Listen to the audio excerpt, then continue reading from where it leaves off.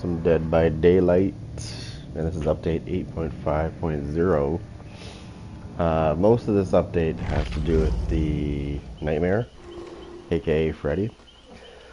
Freddy was the biggest thing. There is some things that changed. Some are good, some are bad. Mostly good. It does make the Nightmare a lot stronger than he was before. So he's actually, useful. Because they did redo his entire thing. So they did redo a lot of, well, I shouldn't say a lot of, all of. Let me show you. Okay, so all of this guy's perks, or sorry, add-ons. Every single add-on that Freddy had before is different than it was before. So they went, and this is a whole new, they redid it completely. So, for example, Zed Block. Survivors hit with a dream snare or dream pallet are revealed for 3 seconds. It didn't do that before. Just like the photo. Now if you use the photo, it gives you the ability to teleport to the exit gates. You couldn't do that before.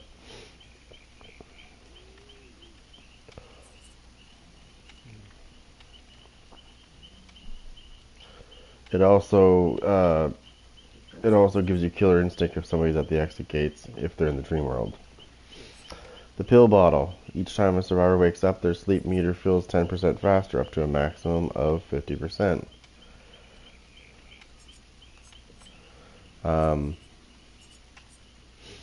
Which is crazy. Swing chains. After using dream projection, you block all window vaults within 16 meters for 6 seconds. It didn't do that before.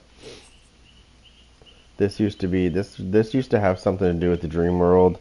It used to have to do with penalties for repairing, but it's been completely reworked to do something totally different. So dream snares, when you use this ability, dream snare no longer moves. Dream snare remains active for 8 seconds, and only one dream snare can be placed at a time. So I don't know if you knew this, but now they've changed the way things work. So if you're familiar with the Houndmaster, then you'll be familiar with the way she has the basically search option and then chase mode. And you could flip between the two. Freddy is similar because he has the dream snares and dream pallets that you can switch between. Also, with his dream pallets, you can make them explode and injure survivors. So you can use them to your advantage. So if somebody's waiting at that pallet to slam it down on you, not a regular one, it's got to be a dream one. And trust me, even the sweaties forget that they're using a dream pallet half the time. So what I usually do is I kind of bait them into going near the pallet so that they think that I'm going to come near them, and then I just rupture it and injure them. Which is hilarious, because they'll be standing there waiting for me to come, and I'll just make the pallet explode in their face, which injures them, and it also hinders them as well.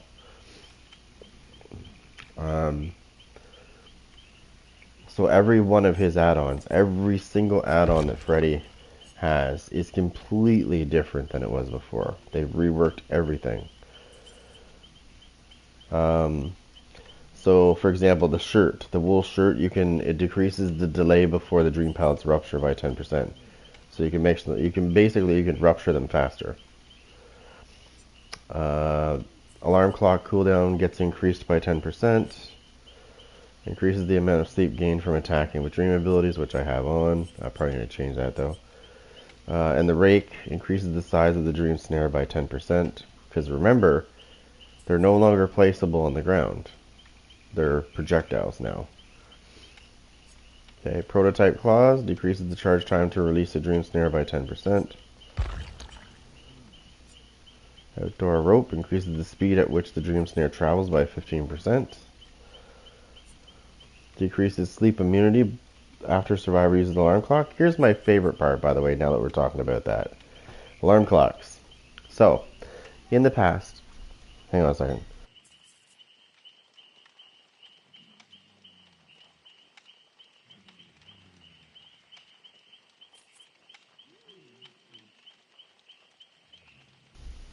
Okay, so anyways.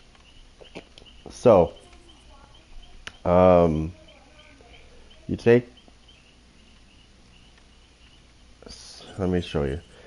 So now, what used to be was that every survivor could use the alarm clock if they were in the dream world to get out, right? And get back into reality. So what they've done,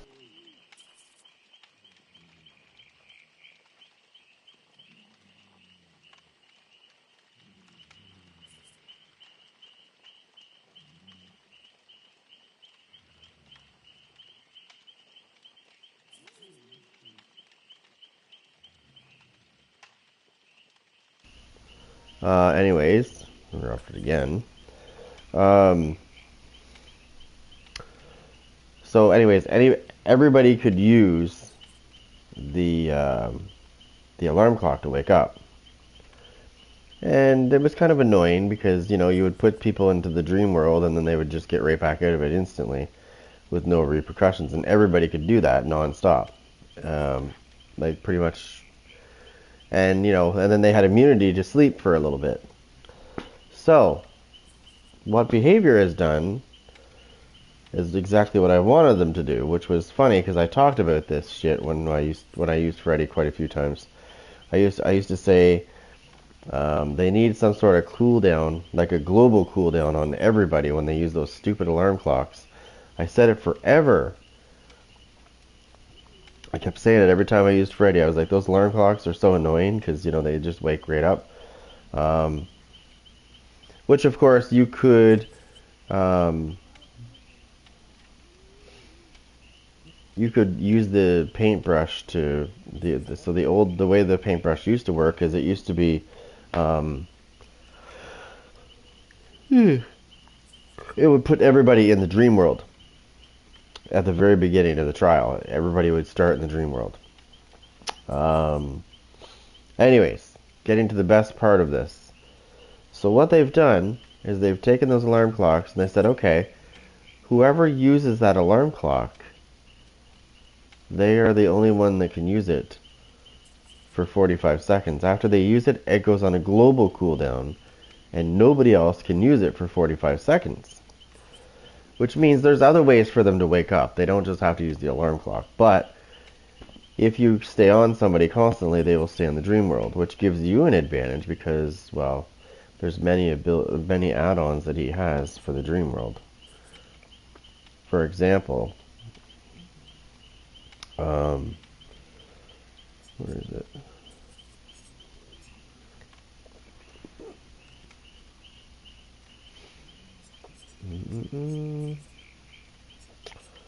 Where'd you go?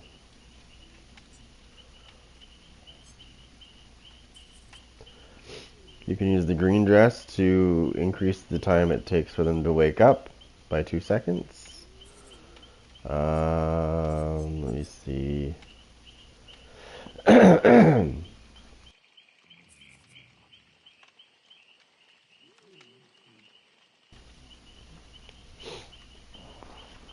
So, um, so somebody is hindered for 4 seconds after you hit them with the dream snare. Okay, and the hindered is 12%. So if you hit somebody with the dream snare, it does a bunch of things. It depends on which way they are. If they're already in the dream world, there's other things that happen. If they're not in the dream world, you will add time to you will take time off so that it will get them closer to going into the dream world. They also get hindered. But if you're using this one, um, it increases the duration of hindered by 11%. So if you are hitting somebody with this, it's going to increase their thing slightly more. So it's going to take longer for them to get out of it.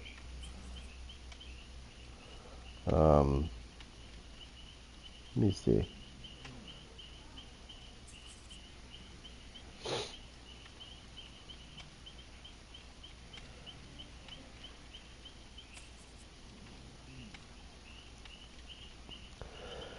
So roughly, it's gonna add roughly a second to the 4 seconds. So it's gonna take just over five, just a little over 5 seconds, closer to 5.5 seconds actually.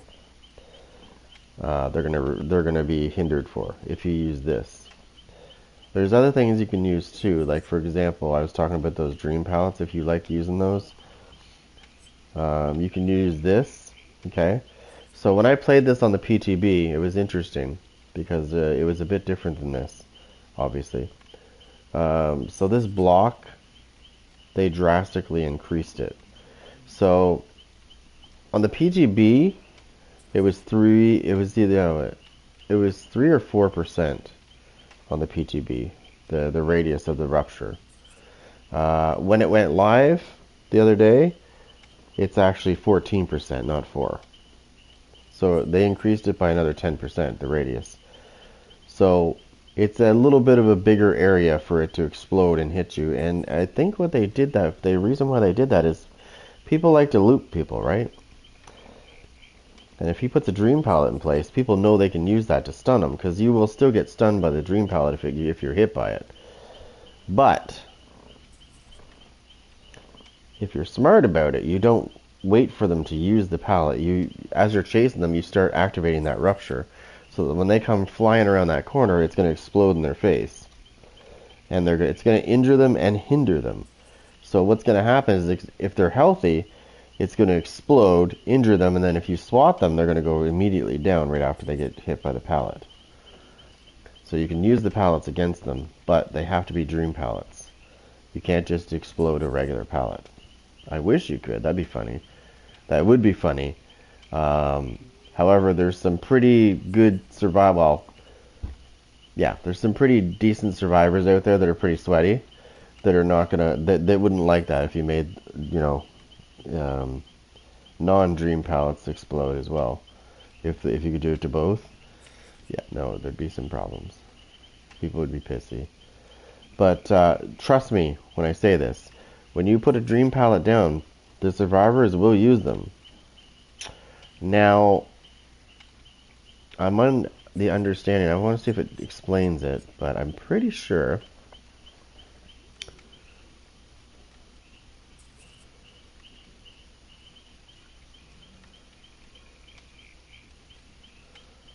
I'm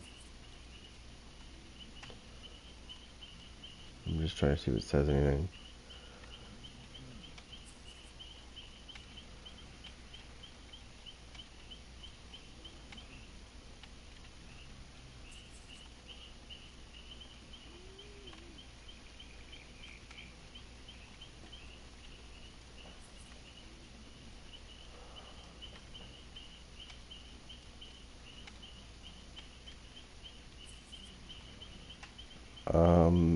Okay, I don't see it. Okay, so the other thing that's really cool about Freddy as well is if a survivor is healing themselves, I believe it will. I think I have to have an add-on. I think I have to have an add-on put on for that. I could be wrong. Actually, I don't think I have to. I think it's just naturally. Oh, so yeah, so you got to be careful when you're healing yourself against Freddy, because I think if he's within a certain radius of you, if you start to heal yourself, it's Killer Instinct's gonna activate. You're not gonna know it. You're not gonna know Killer Instinct activated. But he can actually project himself to you. Well, not right on top of you, but I think it's within 10 meters of you. He'll spawn. Like you can spawn yourself near somebody, which is not good because that really means that he can be aggressive. All in all, I think it's great. There's probably going to be some whining about this at first because he is a lot stronger than he was before. And I know some people are going to say, well, he was already strong. Sort of. Not like he is now, though. Which is good. I mean, he needed an update. I know some people are going to disagree with that, but he needed an update badly. Because he was terrible. I mean, you could get through and kill people with them, but it was annoying, and I like how they kind of made it a little bit better in the sense that you can now actually use him and he's viable. There is a couple other killers they should really do the same thing to. Like, for example, I will tell you this right now. The pig needs to be the next person that they should fix. She's not bad, but she's nowhere near what she used to be. And she needs to be, in my opinion, she needs to be up there with the other killers because she is very nasty.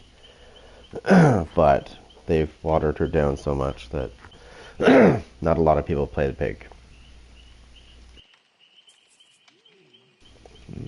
Um, Nobody can really say much about the hag because she's still pretty good. He needs a Mori rework because his Mori sucks. I still wish they would have done what I said, which was, the item shop, how you can buy stuff in the item shop. They should make new Moris for each of these characters. Every so often they release some new Moris for these characters. And you should be able to buy them and then decide which one you want to use when you go into a fight. Like when you go into a trial, you should say, hey, I want to use this Mori instead of this one. Right?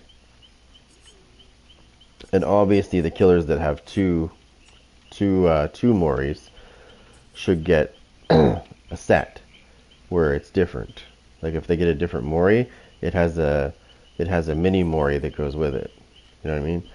So they could make some serious money doing just that because Texas Chainsaw Massacre does that.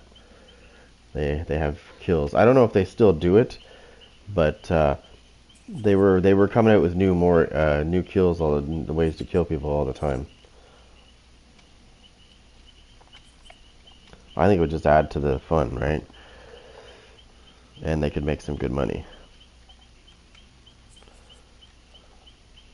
I haven't set this up yet. I'm just finishing up setting this up.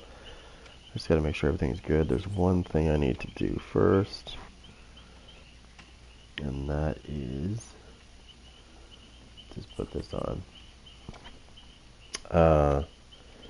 Yeah, so the pig should be the next one that gets the total rework.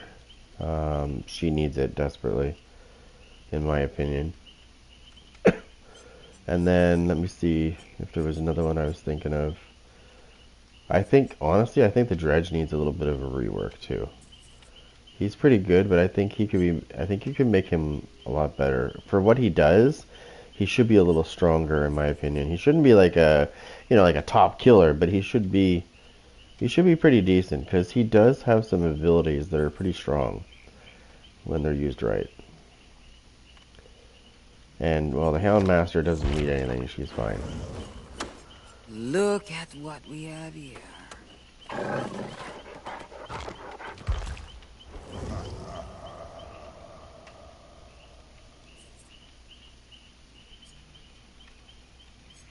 Anyways, let me just finish this up. Okay, it's good.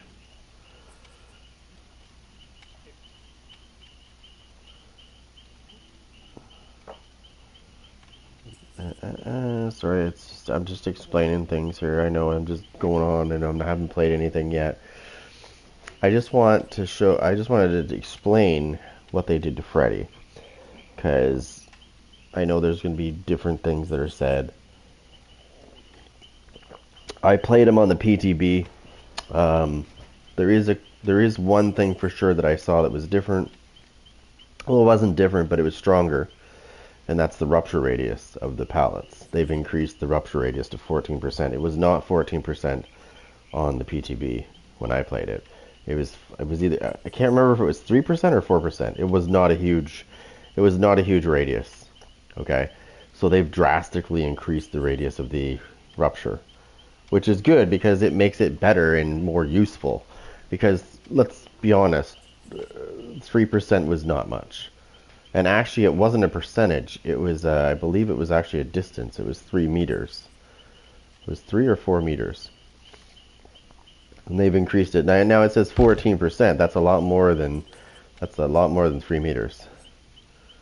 Blood Warden is the same. They did rework these two, Remember Me and Fire Up. Fire Up is now 6% 6% per generator completed for picking up, dropping, and vaulting, damaging generators, breaking pallets, walls, except, but it's permanent for the whole trial, right? So once a generator gets completed, you get a 6% speed in breaking things for the whole trial. So when a second generator gets done, you get another 6%. Okay, and it just keeps getting up there until I think there's 5, so it's like 30%. Remember Me also got a buff. Remember Me used to be 24 seconds max. Now it's 30. Now there's a reason why.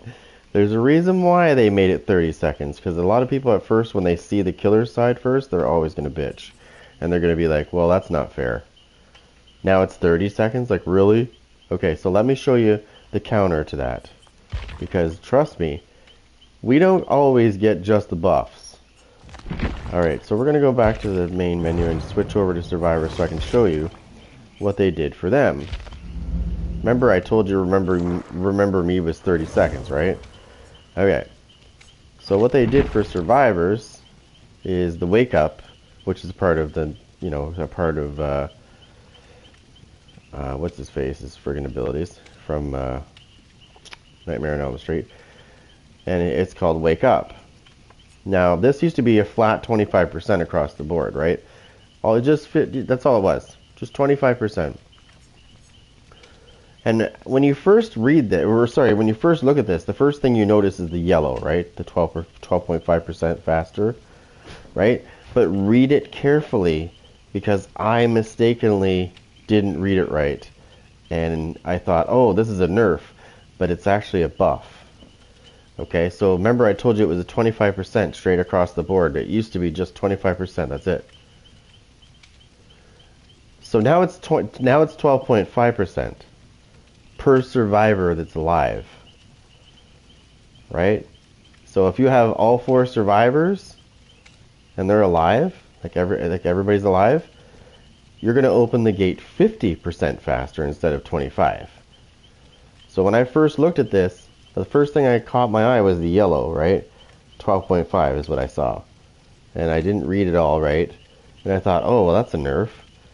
And then when I actually read it, I was like, wait a minute. No, it's not. If there's only 1 survivor left and you close the hatch, then it's a nerf, right? Because it's only half of 25%. So if there's more people alive, it's more viable. It's the same if there's 2 people alive. So you want to make sure at least 3 or 4 people. I'm not going to play this, don't worry. I'm just showing you what they did for the survivors versus the killer. Right, so now we go back over to him.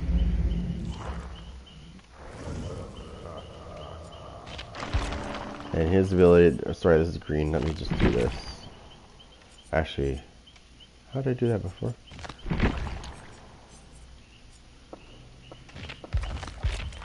Alright, so Remember Me is now 30 seconds, right? It used to only be 24, like I said. And then this also got buffed as well by 1%. So now it's 6% per generator done. If you combine this with Brutal Strength, it's crazy fast. You can break stuff so fast. You can hit generators so fast. Like when you get down to only 1 gen left, you're sitting at 24% break speed, plus if you're using Brutal Strength, I think it's 25 or 20. It's 20% there as well, right off the hop. So, it's going to be like 44% faster when you're breaking stuff. Or you're hitting a generator, or you're picking someone up. The red paintbrush is different, obviously. I don't know if it's a good thing or a bad thing. I remember what this used to do. It used to put everybody in the dream world right off the hop. So as soon as you started, that's the old way the paintbrush worked, is it would put everybody would start in the dream world. Kind of like when you play against the Singularity. He has an ability where everybody can have the thing on their back when you first start.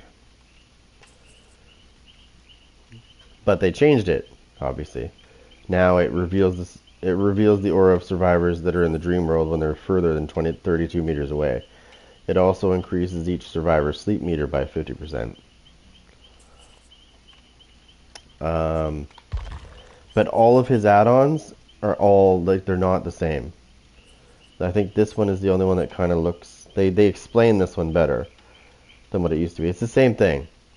It's just that they actually explained how it actually works.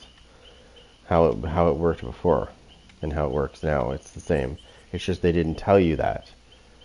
It just said, the old description just said that, you know, it was 15%, or sorry, it was 15 seconds for recently opened gates, period. I think that's what they did. I think that's what they changed. They made it so that they have to be sleeping, like they have to be in the dream world for this to be. So they kind of, to me, I think it works the same. Yeah. I think it always was this way, and they just basically explained it better, like they should have the first time. But all of these things are different now. Is he stronger? Oh yeah, way stronger. Because you used to have to use add-ons. So if you wanted to switch snares to pallets, you had to use an add-on so that it would, instead of snares, you would have pallets.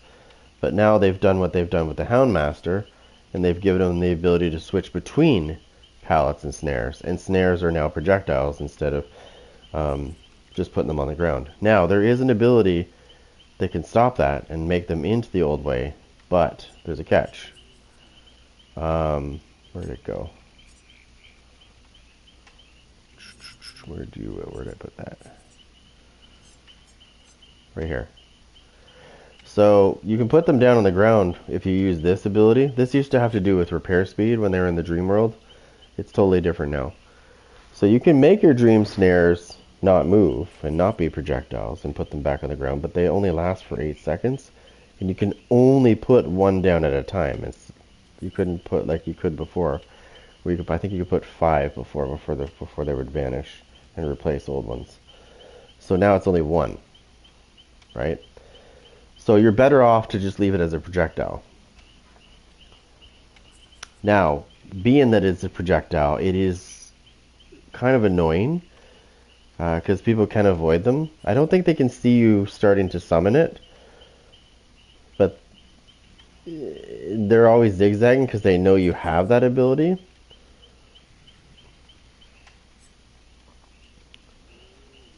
So I'm going to switch this up before I do this. So the kid's drawing increases the amount of sleep gained from attacking. So if I use a dream snare or dream pallets, I can increase the amount of sleep they gain when I hit them with those things. It is funny. I have used the pallets on somebody, and it was funny because they were trying to loop me, and I guess they forgot that I can make those pallets explode. And that's exactly what I did. Is I placed a dream pallet there, and they were trying to bait me into running through it, and I just made it explode in their face, and they got injured and hindered. Injured and hindered at the same time, which allowed me to just instantly drop them. As soon as the pallet injured them, I was able to easily catch up and take them down. So when you're looping somebody, when you're going against Freddy, if there is dream pallets there, you might want to be careful. Because if they time it right, they can rupture it and injure you with them. So, he's fun to use. Now, it's annoying when you're going against sweaties, because you know how that works, obviously. Let me see.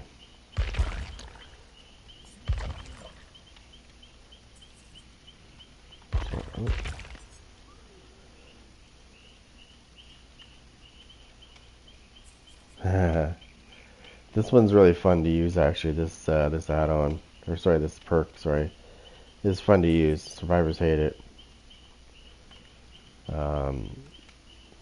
So when you injure a survivor,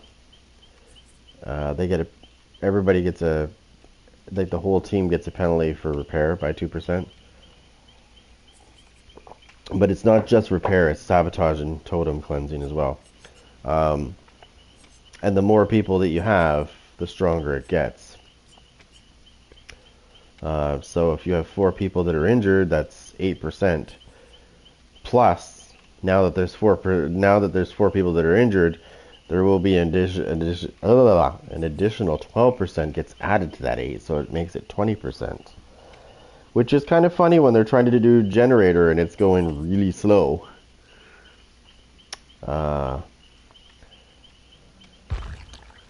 And recently I played a couple games with Freddy since he's been updated.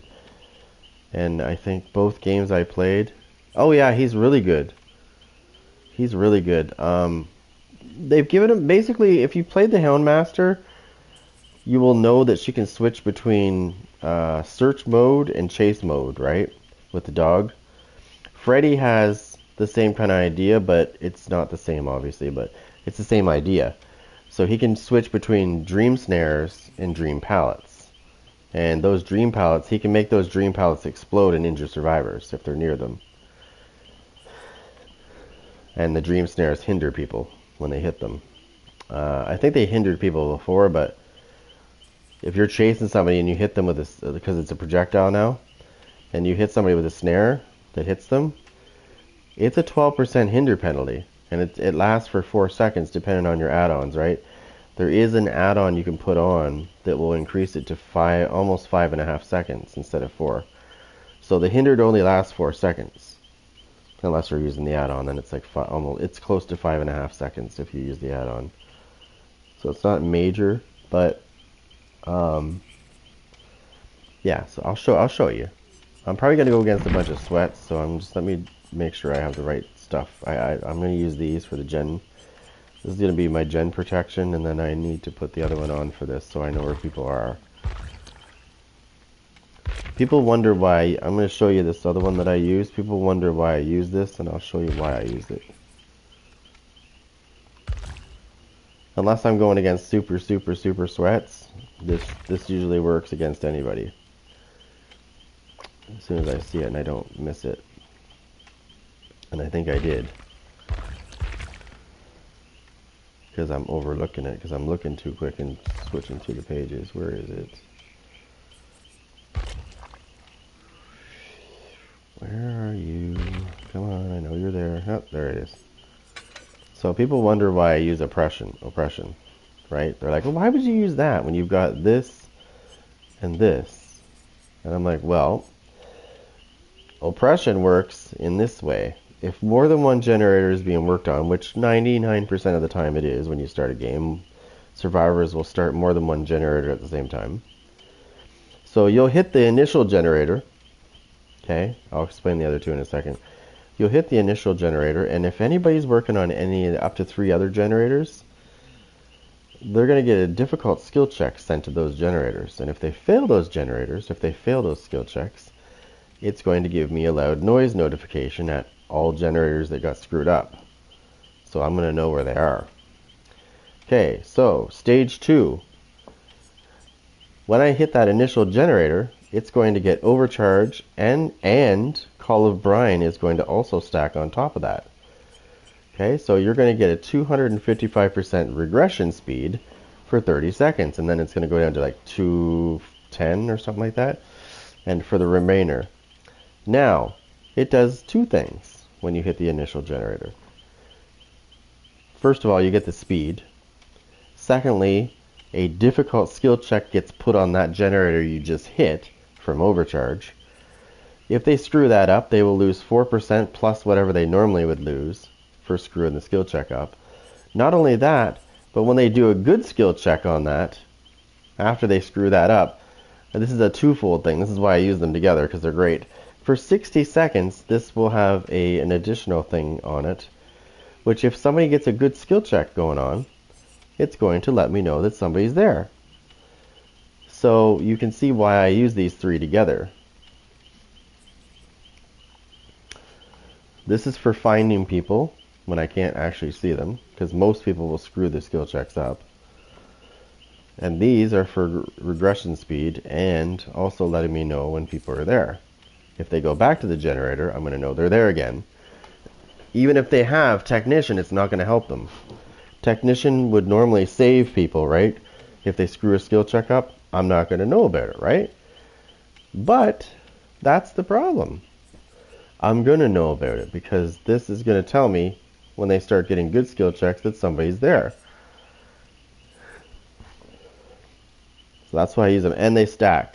Somebody's like, I didn't know they stacked. Yeah, they stack. You get, it's like 255%. Like the speed is crazy fast. As long as somebody's not camping that generator, you should be pretty good. Actually, we're going to stop this for a second because I'm going to switch those things up. These. I'm going to switch these up. Now, it sounds great. When they're in the dream world, it's going to tell me where they are. When they're further than 32 meters away, it's going to tell me where they are. It increases their sleep meter by 50%. So I might switch this up to something different. So for example, if I use a class photo, it's different because they reworked it. Survivors that are in Dream World are revealed with Killer Instinct when they when they're opening exit gates, and it grants you the ability to teleport to the exit gates, which you could not do before with Freddy. Freddy also has the ability to teleport near people that are healing themselves. I believe it's a radius thing, but if I think what it is if I'm within so many meters of somebody and they're healing themselves, Killer Instinct's going to let me know where they are, and I can project myself to within 10 meters of them.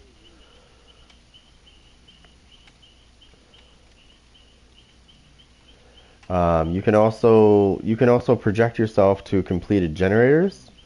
You never could do that before. Obviously, you can project yourself to generators that are being repaired. You can project yourself to the exit gates, but you have to have this on to do so. If you're not using class photo, you cannot project yourself to the exit gates, so remember that. But all of his abilities, I'm going to actually use this one. All of his abilities are, I'm going to use these two actually, sorry. All of his abilities are reworked. Like all of his add-ons are different. They're not remotely the same. So the dress, this dress right here, the blue dress and the yellow dress, they used to have to do with like, they were repair speed. So when somebody was in the dream world, if you were using the blue dress and the green dress, you could have so much percentage as a penalty for repairing when they were in the dream world. Now they've reworked it, so now it does this. So your dream snares are projectiles now. You can stop them from being projectiles, but there is a big disadvantage to this. So your old dream snares would stay there indefinitely until somebody ran over them. These ones, if you go back to the old way, you can only place one of them at a time, and it only remains active for 8 seconds and then it goes away. So this, in my opinion, is useless.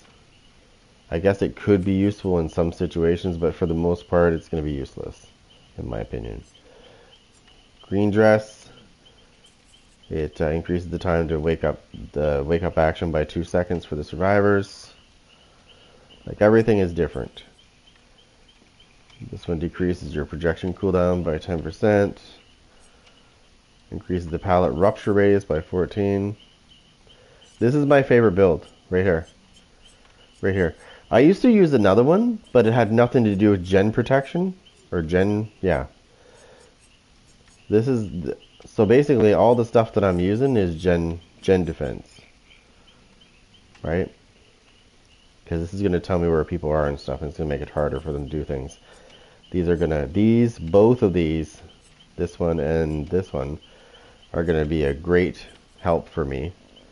Not saying that people can't still do it, because if you get a sweaty group of people, remember those difficult skill checks I was talking about? If you get, people that are really good with skill checks, it's usually the sweaties, they're going to get through that and you're not going to know. However, that's where this one comes in, right? If they touch that generator, within 60 seconds of me hitting it. And the first good skill check they get, it doesn't matter. Every time they get a good skill check, I'm going to know somebody's at that generator because it's going to keep showing me that some loud noise notifications at that gen. So it's very useful, and it stacks with this. Surge. Oh no, my friend, I don't take Lightborn off because I get put in lobbies that are sweaty all the time, and as soon as I don't wear Lightborn, I'm gonna get fucking blinded like a motherfucker. No. I made that pack. I made the Lightborn pack back when I got it. As soon as I got this ability, I have never taken it off because, well, I go against a lot of sweaties. And I do. I get put in those lobbies all the time. Not just sometimes, all the time. And this is what happens. As soon as they know you're not using Lightborn, as soon as you don't use Lightborn, and they know that, if you go against bully squads, they will sit there and flashlight the shit out of you. So as soon as you recover from being blinded, you'll be blinded a second time, third time, a fourth time, and they'll just keep doing it to you. By using this, I know 2 can play is good, but again, I get put in the lobbies where if I have hexes, they break the hexes. It's like, boom, you have 2 can play, they know it. It's like they know, right? And it gets broken immediately, and then it's no good. That's why I like it. That's why I keep Lightborn on. I do it for this pure fact that I hate when sweaties know that I don't have it, and then they exploit the shit out of it by just standing there and waiting for me to do things and then blind the shit out of me. Like, for example, if you're chasing a survivor and you start breaking a pallet, they know that there's like a couple second gap, they can blind you. And you'll recover from it. And you'll try to look away from it when they do it again. But as soon as you go to break another pallet, or do something else, like pick somebody up, easier said than done when you're picking someone up, unless you're looking at a wall. But sometimes the reflection, them shining the thing off the wall, but no, I don't give them the satisfaction of even having a good chance of blinding me at all. I don't give them mercy. Because when you take Lightborn off, that's like showing mercy to them. No. I want sweaties. I want them to quit because they realize that what they're trying to do is not going to work. And it's, yeah. And I think it's funny on top of that because I'll sit there and stare at somebody and go, I'm sorry, did you decide to bring a flashlight into the trial? Because, yeah, you kind of should have brought something else. Sometimes I play dumb and I'll be like, I'll look away from them when I'm using Lightborn. And they'll be like, oh, I can blind them. So like you'll get 2 survivors that'll come near you instead of 1 when they think that you're not using it, and they'll try to blind you. And I wait for the perfect time when I down somebody, right? And then I'll down somebody and I'll be like, I'll try to, I'll see somebody run because I can hear them, right? They'll be running towards me because they think they're going to blind me. And I'll turn myself away from them and pick the survivor up, and then they'll, I'll go to turn around and they'll try to flashlight me, and then sometimes I'll just stand there and I'll shake my head no, and I'll just walk towards them as to say, just kidding, I got Lightborn, get out of here. And some people just don't get it. They'll keep trying to blind me. I'm like, dude, how many times have I picked a survivor up now and you can't blind me? Right? And they'll still keep trying to blind me. They'll still keep trying. It's hilarious to watch. It's like, how many times do you have to try to blind me when I'm picking a survivor up to realize it's not working? Oh, there's a Sable. Uh-oh. Okay, we got a flashlight toolbox, med kit. Nothing in her hands that I can visibly see. For Claudette.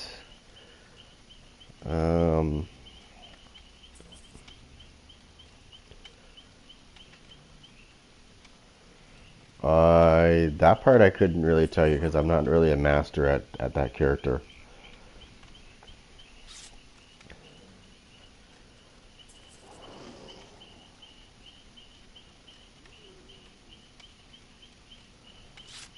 Oh, we got 2 flashlights, a toolbox, and a med kit.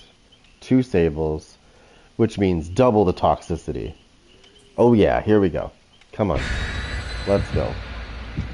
Am I going to win this match? I have no idea. Depends on how sweaty they are.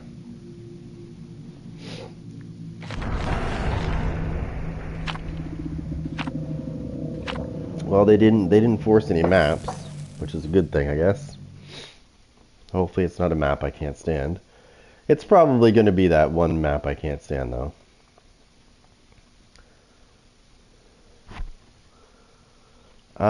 Yeah, I did during 2v8, but he hasn't been on since.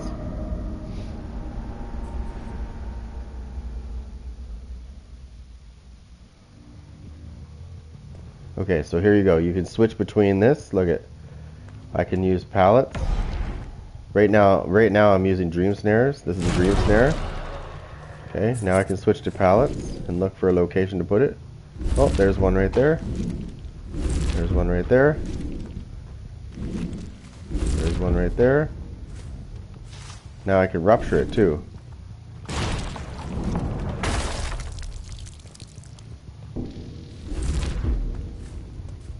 Okay, so we're going to switch back to snares.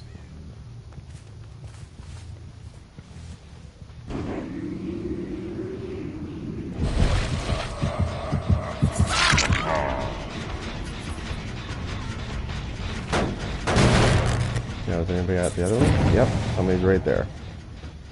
So I know somebody's right there. But my charge is not ready yet. Did you like that? Did you like how he works, though? It's pretty cool. So you can switch between snares and pallets, right?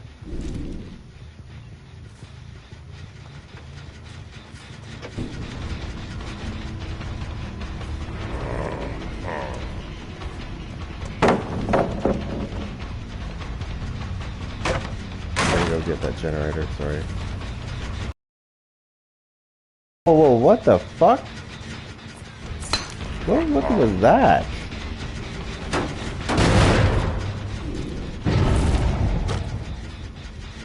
So I know somebody's at that gen, but if I go away from this gen, I need a couple seconds. So I just hit her with a hindered.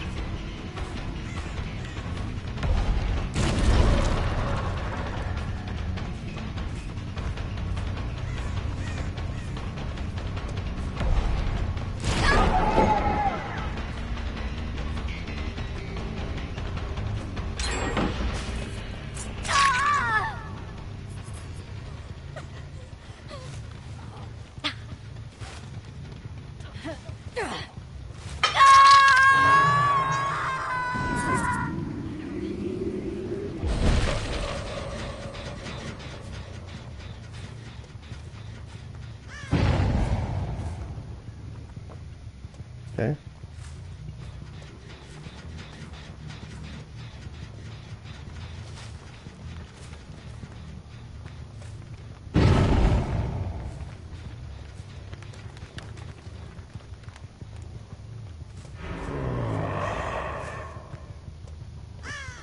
What?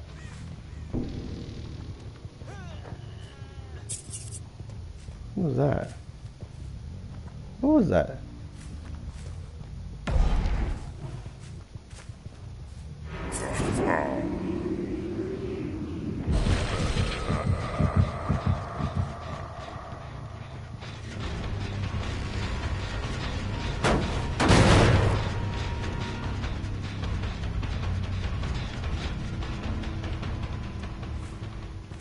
Nice.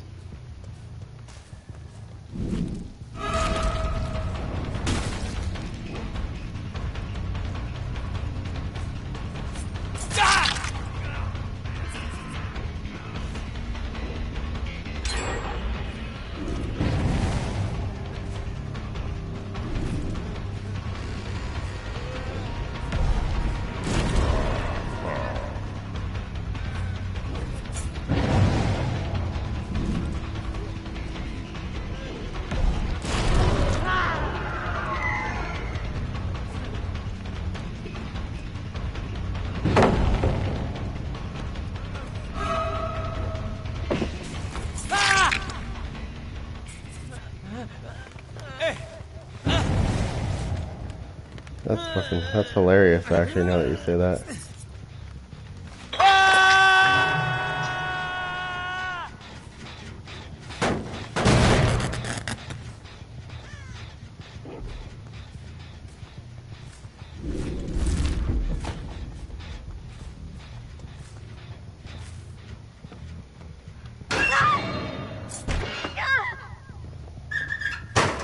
Oh, I always check lockers, by the way.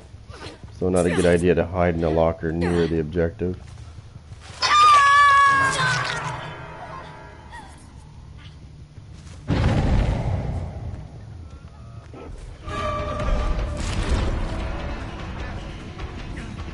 Hey, if you're gonna sit there and kind of brag, oh, you think you're safe, aren't you?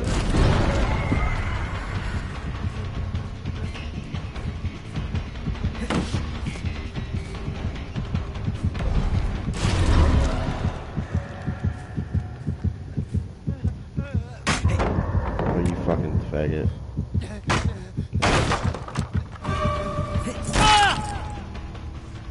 Fucking sit there waiting for me to stun me, you little bitch.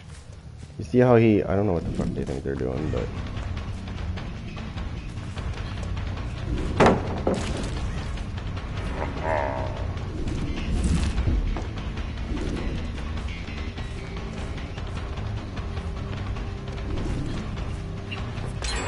Oh, you little slut, here.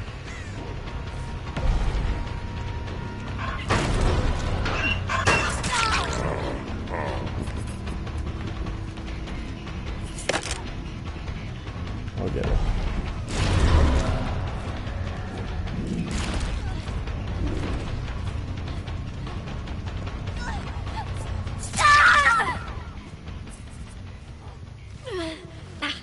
Did I explain how that worked? So when you when one of those guys uses the alarm clock to wake up, it goes on a global cooldown so that everybody has to wait 45 seconds.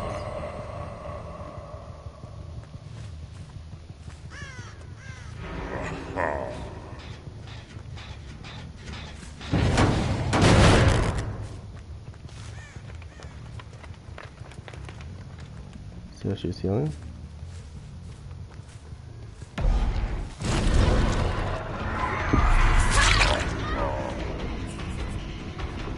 want this bitch. Where'd she go?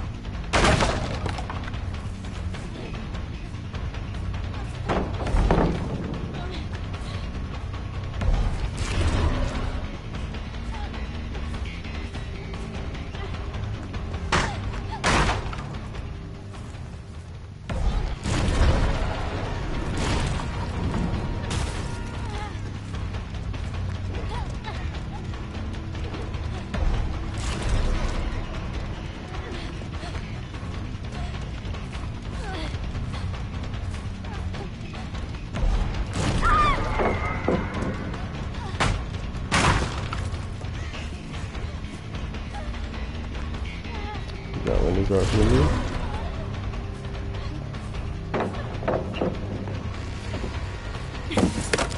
Come on, you slut. Come on. I'm so tired of these fucking sweaties thinking they're good because they're using windows of opportunity.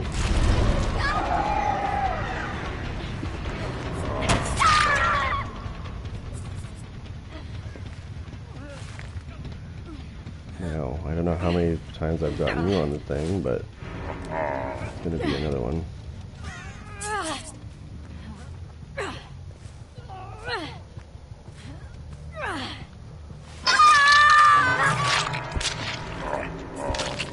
Twitch TV good.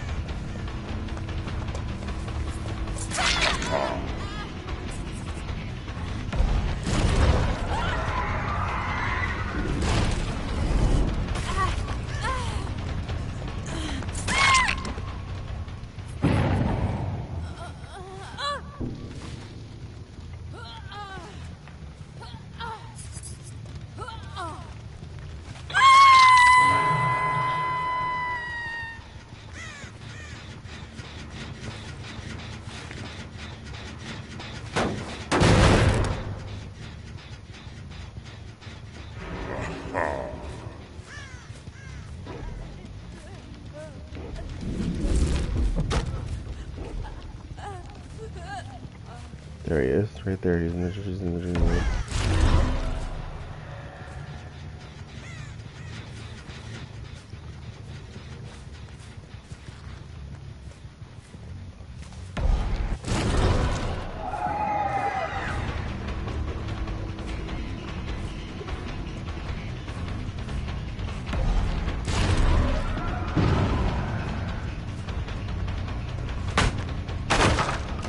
Better think of a new spot.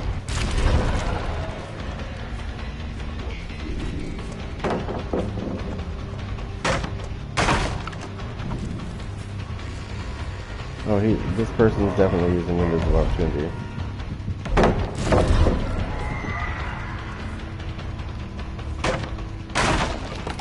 And there's spots to go, bitch.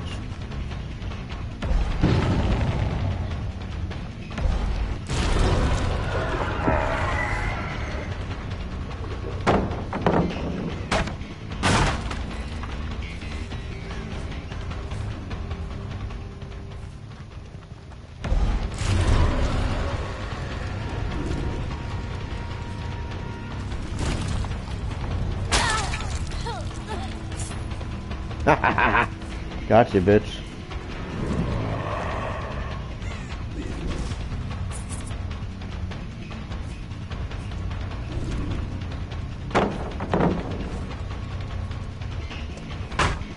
Might as well fucking...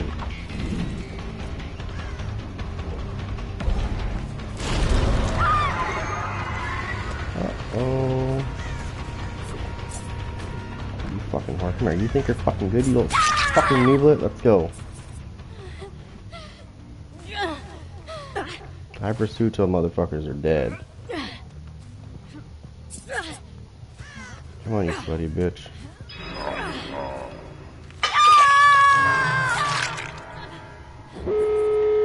Oh, you're staying where you are, bitch. Can I go to the exit gate? I don't think I can. I don't think I can. No, I can. I don't have the class photo on, or I could. Okay, so I can see him from here.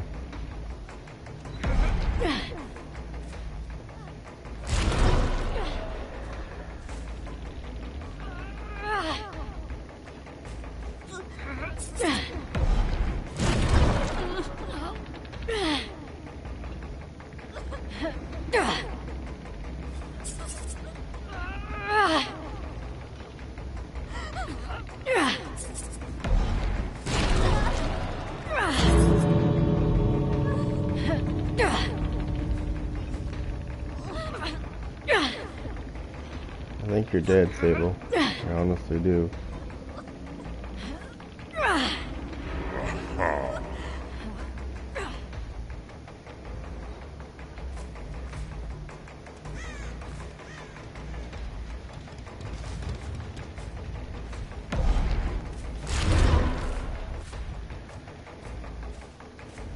Nope.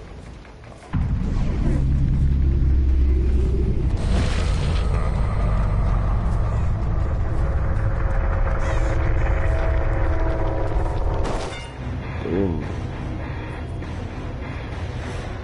Oh yeah, he's about. Did you see what happened though when she went near my dream pallet and I made it explode? She gets instantly injured. Right? I don't know if it makes them bleed. I don't know if hemorrhage happens, but they actually get injured from that. And if I would have timed that a little bit better, when I exploded that, I could have double tapped her. So when I hit her with the pallet, I could have immediately swiped her down. I almost did. I actually just missed her by like a hair. But yeah, so he's way stronger than he was before.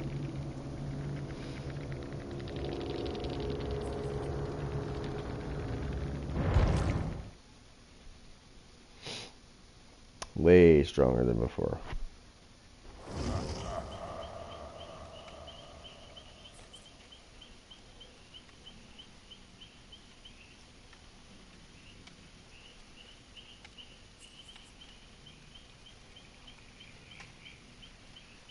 So yeah, so again, when we go back to the other, when we go to the flip side of things, if somebody's using Wake Up, this is just for the exit gates.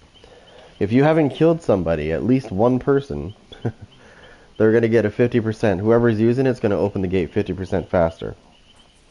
Now, I honestly think that needs to get nerfed down to about 35, I think 50 is a little too much and a little ridiculous. But yeah, that's how it works for them, the wake up.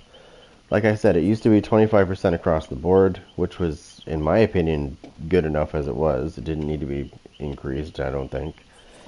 But it works twofold here, right? So if there's only one person left, they're not going to get an advantage.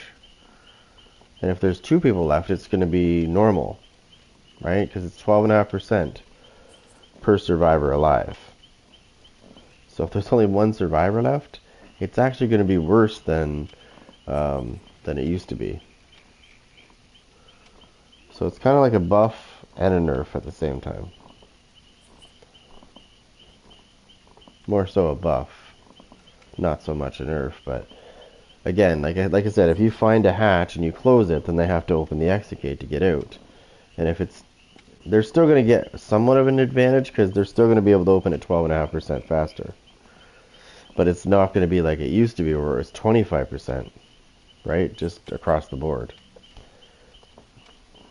Which again, like I said, I don't agree with this 50% shit, but that's what they made as a decision. So, because now you're going to get people that are going to, if you don't get anybody, if you don't kill anybody at the time they get the last generator, boy, are they going to be able to open that exit gate quicker.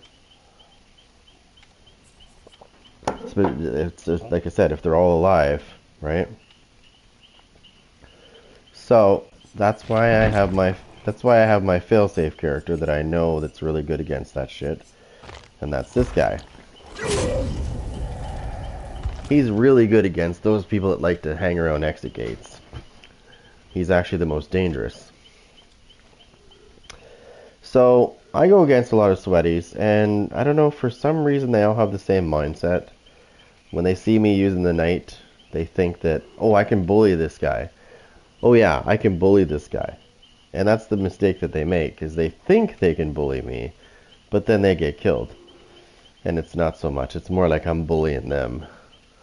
It's like the script gets flipped on them. Of all the killers in this game, I believe, besides the Houndmaster, I would believe this guy would be, overall, this guy would be the most dangerous when it comes to getting out of the trial. Because remember, not a lot of people know this. Like, a lot of people, they know about his ability of stopping people from leaving, but what they don't realize is what you can do now versus what you could do before. So the old way, because I use the banner, and anybody that knows the banner knows what I'm talking about. The banner has a couple things it could do. So first of all, it blocks the exit if it starts if your guard starts a chase with a person. Okay, and the old way would be, right, you would send a guard and it would chase somebody, they couldn't leave, and then once the guard hits them, it gives you a 5-second grace period where they can't leave still, right? Here's the problem that it used to be. So you used to have to cycle through, the guards cycle through an emotion of certain order, and they all had the same cooldown, right? It was one cooldown for all 3 guards. You couldn't summon different guards either. There's a couple of fixes they made to this guy. So the banner used to be, it was okay. It wasn't the greatest. So then Behavior decided to separate the guards so that you could summon each one of them separately. However, they left that same cooldown in place, so each guard had the same cooldown. So if you summoned the assassin, the other 2 guards couldn't be summoned until the assassin was ready again. So then they made another update, and they said, okay, well, each guard's going to have their own cooldown. This is where the banner and the knight became more dangerous. So that little thing that I told you about chasing people at the exit gate 5 seconds before they can leave. So if you start a chase with somebody with a guard and you flip over to the next guard waiting for that to happen, waiting for the guard to hit the other person, you immediately okay, so it's 5 seconds before they can leave, right? If you summon another guard and throw a guard in there right away and start to chase with that same person again, they can't leave until the chase is done, and it's going to extend it by another 5 seconds when the guard does hit them. So when they get downed, you have 5 seconds to come pick them up, and they can't leave. So that makes the knight the most dangerous character in this game when it comes to getting away.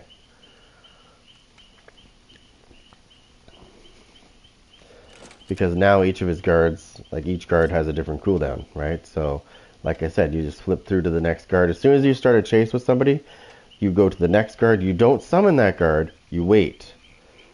Right? If you're getting close to that exit gate and you've got somebody getting chased that's going into the exit gate, you wait. And then as soon as that guard hits somebody, you get that friggin' next one to the exit gate again, you'll start another chase. And then you should have enough time to get to the actual exit gate by the time the guard hits them again, which gives you another 5 seconds. It resets it. And then you should be able to pick them up and do whatever you want to do with them. Kill them. Because usually their friends leave, right? So I'm going to tell you a little story about this. This happened about, maybe a month ago now. I got many stories with this character, but this one got me the most because it made me laugh so hard.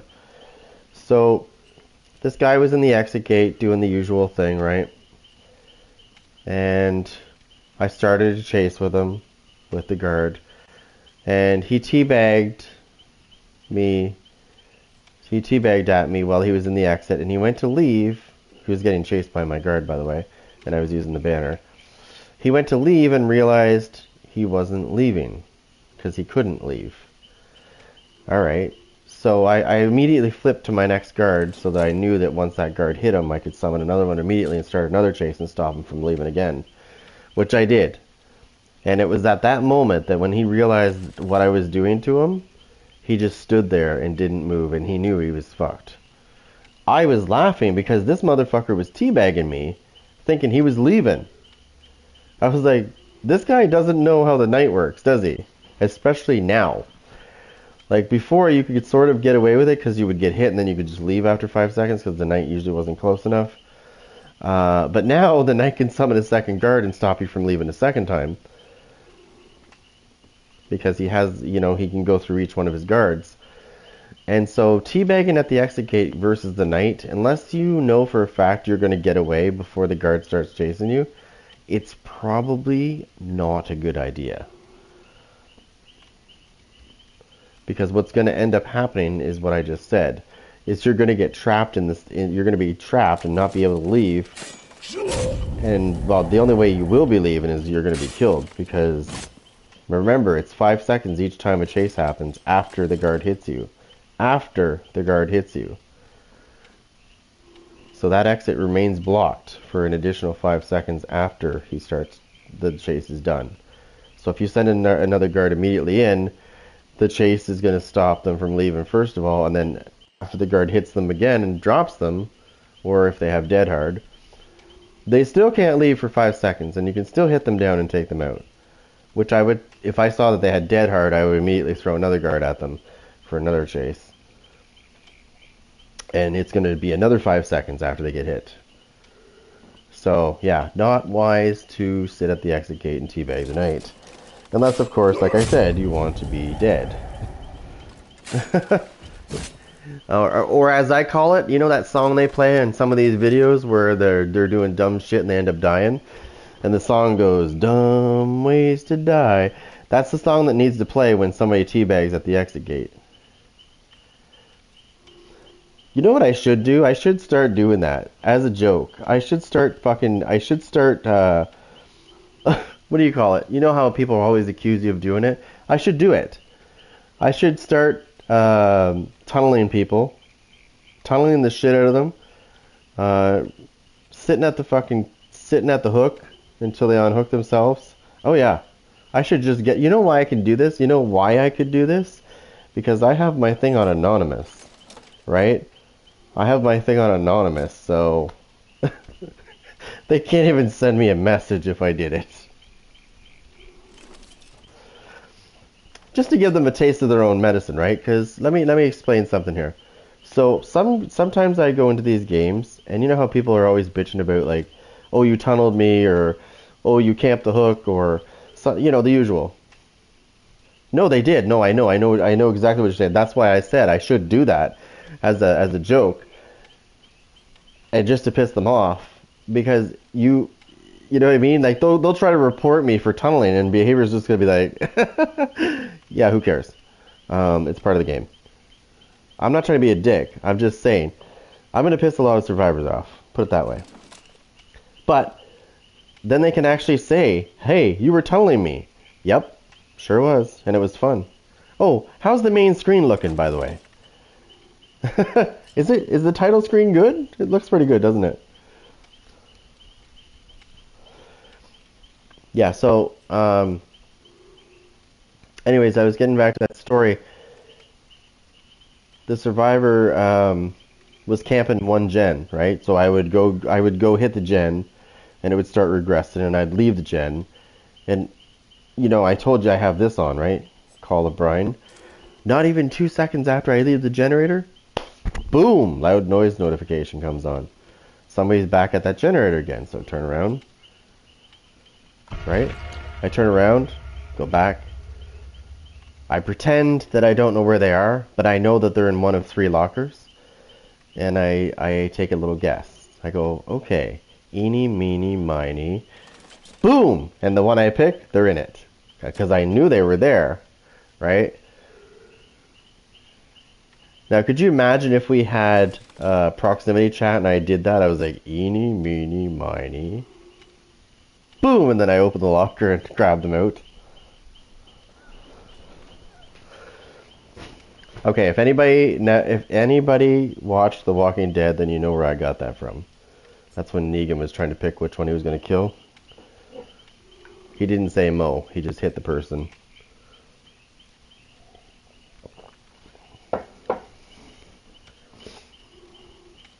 Now there's a killer they need to add to this game. They should put Negan in this game.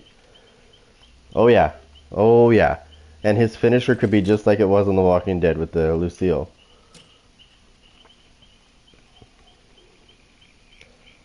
Oh man, that would be so cool. I'd pick that character. That would be my main character. That would be my main character. As soon as if I saw that they brought him in and that's what they did, they allowed you to do that. Oh yeah. Lucille's hungry.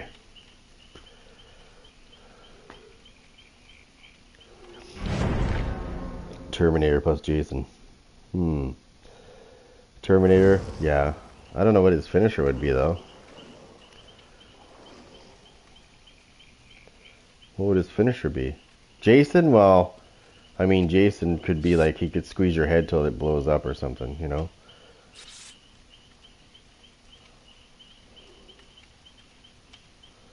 I mean, there's so many things that you could do with him.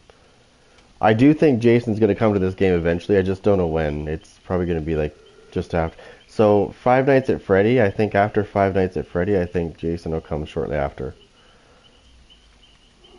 I know he's going to come to this game. I just don't know when.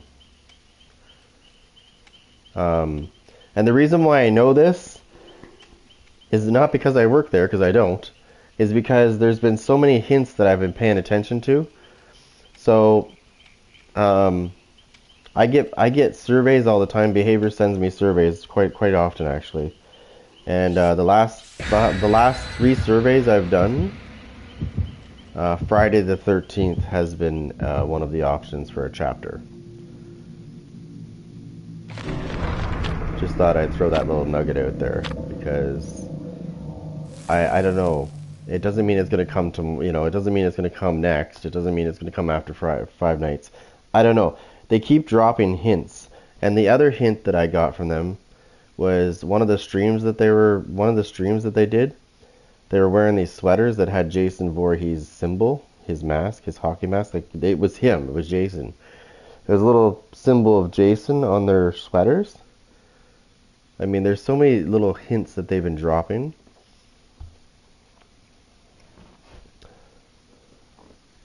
This would be a long time coming, trust me. But I think they were waiting for things to clear up before they approached it. But I think he's gonna come eventually. Like I said, I don't have an exact date. I don't know. But I know I can take a hint, right? Especially when I keep seeing hints getting dropped. Oh, it's my bad. I should have hit him.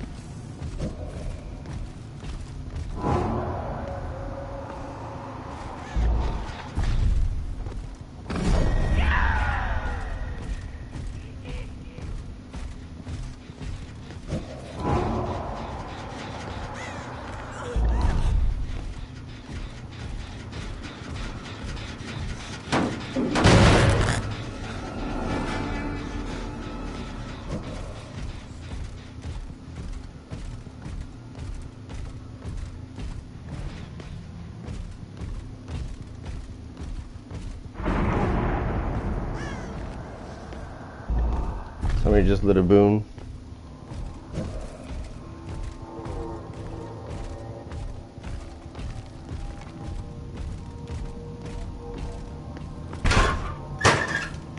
Somebody just lit a boom.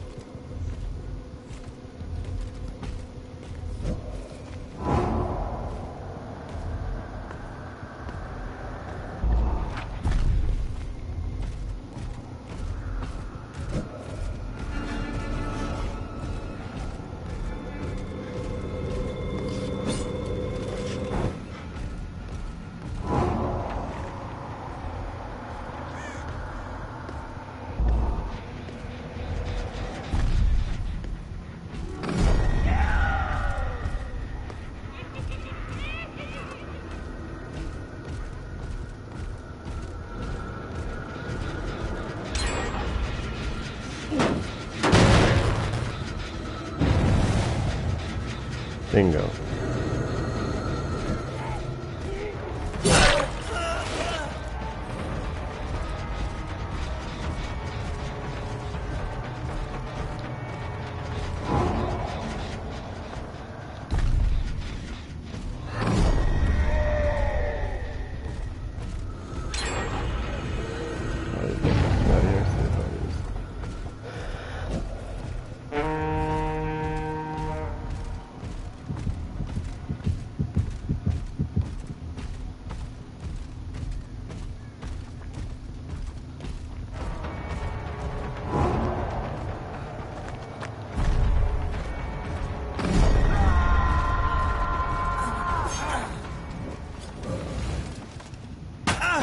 Oh, you fucking whore. You're fucking dead, you cunt.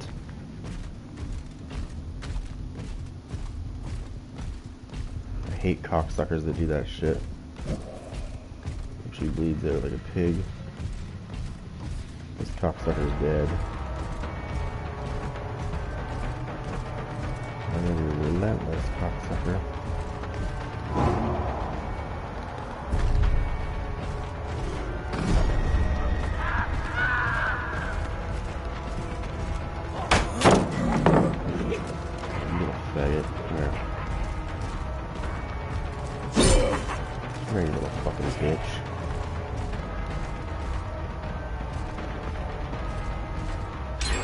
Come on, bitch boy.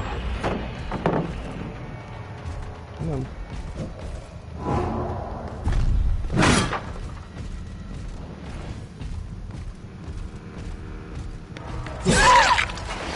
Nope, I don't care about you. You can fucking bleed out, bitch. This cocksucker is the one I want.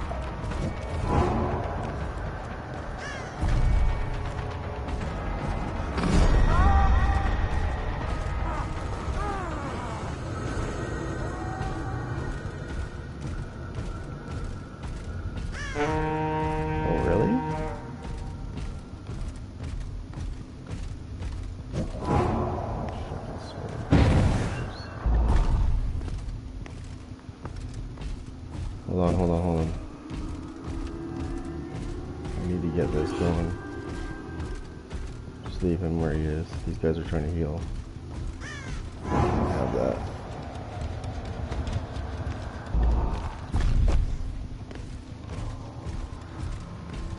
And they're probably gonna end up fucking healing, you know that, right? Yep, there's one kind healing.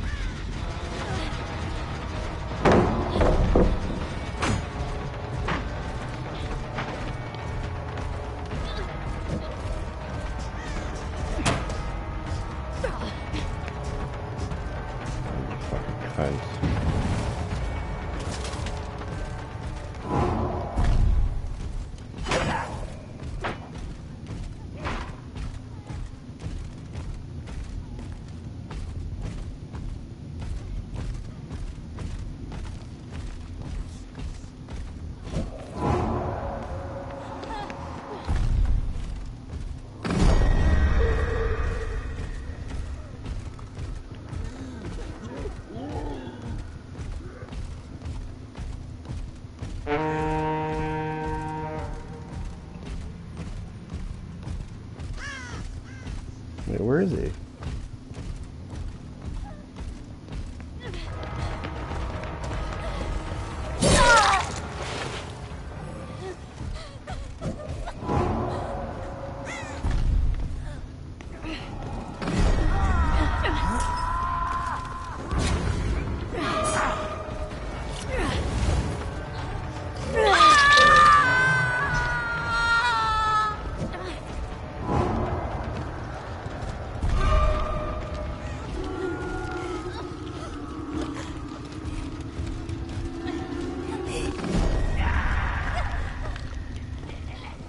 Just a minute.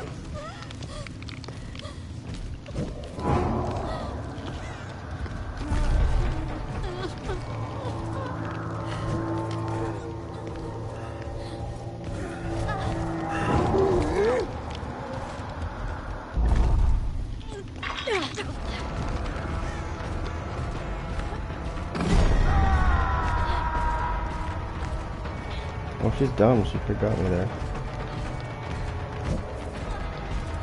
Maybe a dick.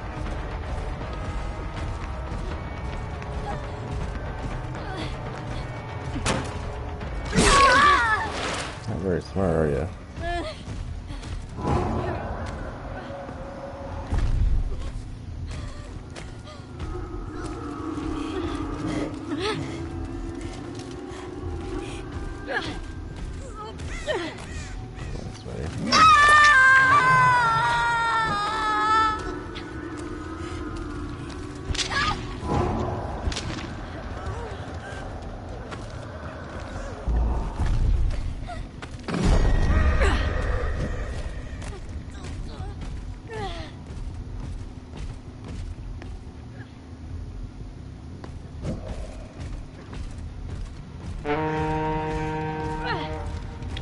Dick. I'm gonna be a dick.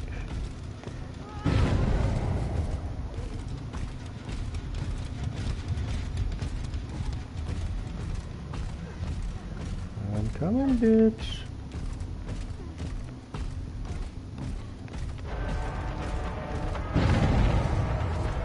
Like, oh my god, he's tunneling me. Oh my god, I'm gonna report this guy for tunneling me.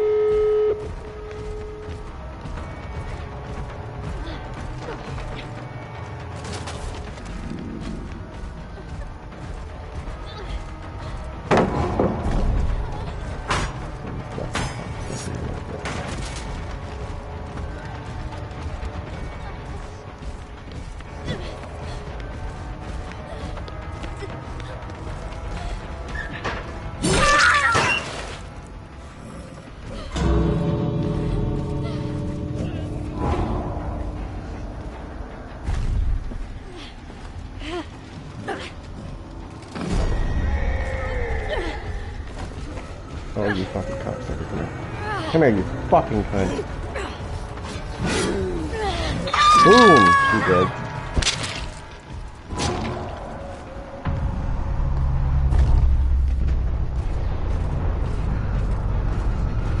Oh,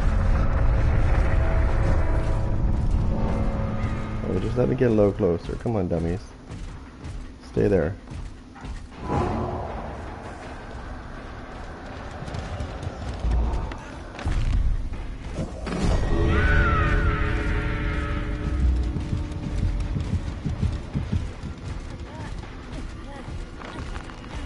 Oh, you fucking cunt. You're so lucky. You're so lucky. I was more than 5 seconds away. I should have gotten a little bit closer before I did that. You see how they can't leave though when they get downed? Anyways, you can see why I... Look at these. Look at this fucking shit. Look at these sweaty cunts. Prestige 100. And I still scored higher than these bitches. Fucking terrible. This bitch almost died.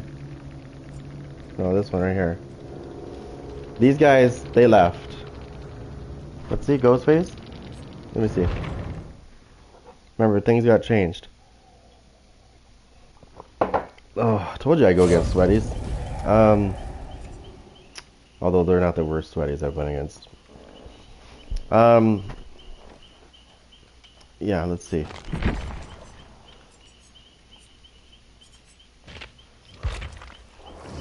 Ghostface. Let me see what I'm using. I'm using the same thing, but you can use whatever you want. So when it comes to add-ons, I like using the driver's license.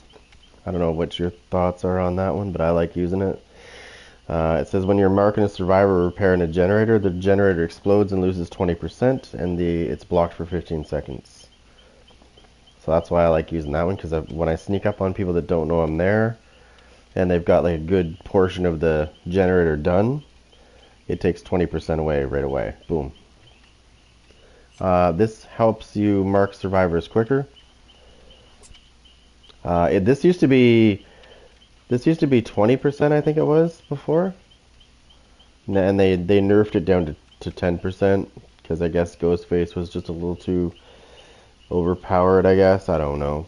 I thought he was fine the way he was, but whatever. So I use Philly and I use driver's license, and I don't know what the hell I was using here, but probably because I didn't have the purple version. That's probably why. I use the same thing. I go with gen defense. You don't have to do gen defense. So if I wasn't doing gen defense, obviously this is not negotiable. Okay? This is standard. You know, it's staying on my build no matter what. So I only have 3 that I would use. I don't know what your thoughts are on this, but I like using make your choice. Right? Because make your choice, when somebody gets somebody off of a hook, they're exposed for 60 seconds, and it does sort of tell you where they are because they scream. So you'll be able to track them no problem and easily drop them. The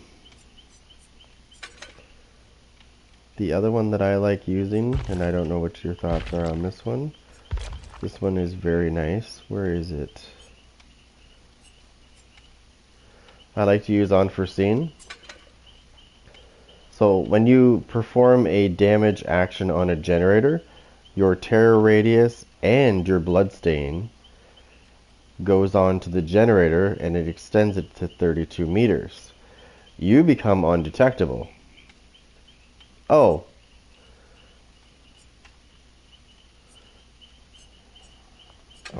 Well, the gen defense is the one I was using then.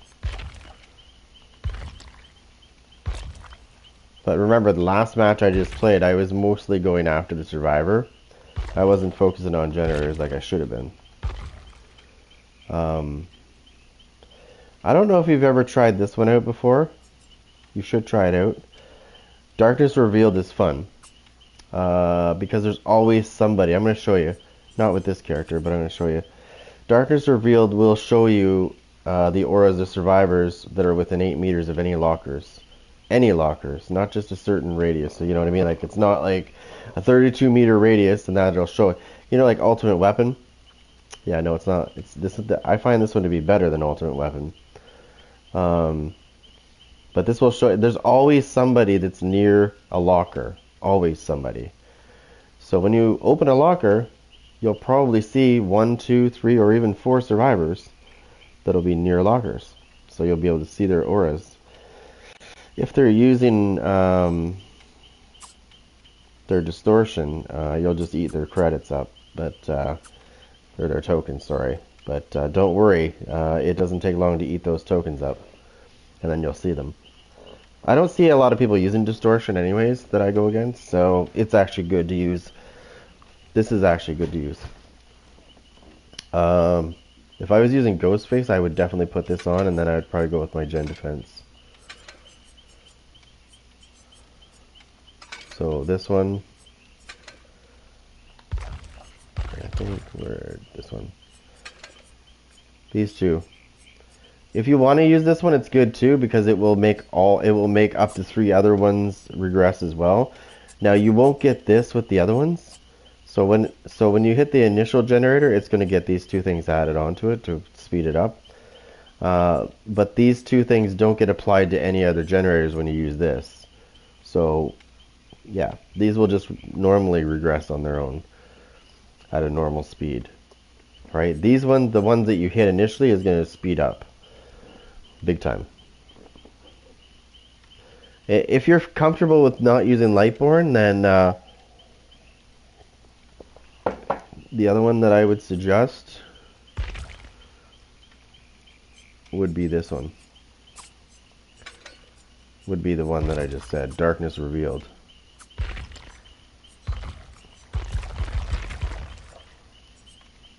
So if I was comfortable with not using Lightborn, this is how I would run my build. Even with Ghostface, this is how I would run it. Because this one, it does have a 30-second cooldown timer, which is fine with me, because once I know where somebody is, I pretty much go to that area and take them out. And then by the time I smack them once, I should be able to open a locker and find more people.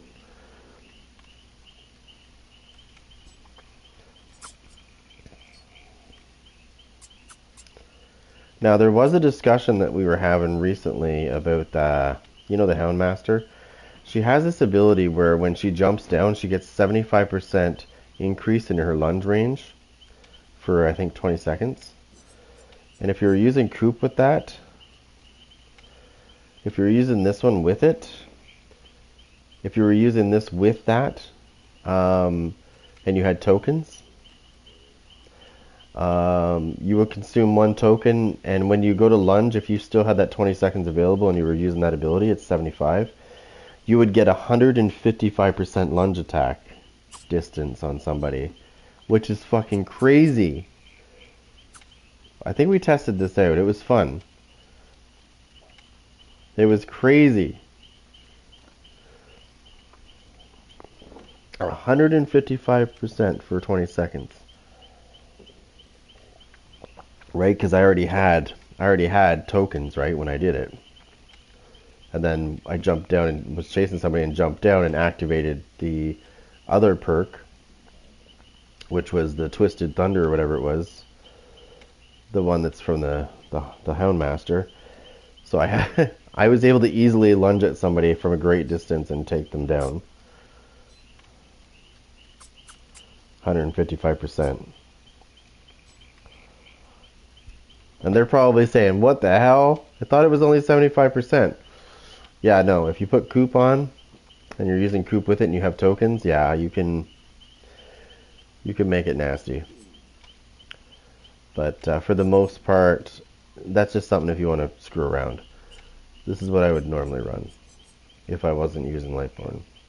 But because I go against so many sweaties that like to try to blind me non-stop, Lightborn is kind of a necessity, and I don't negotiate that in any of my builds.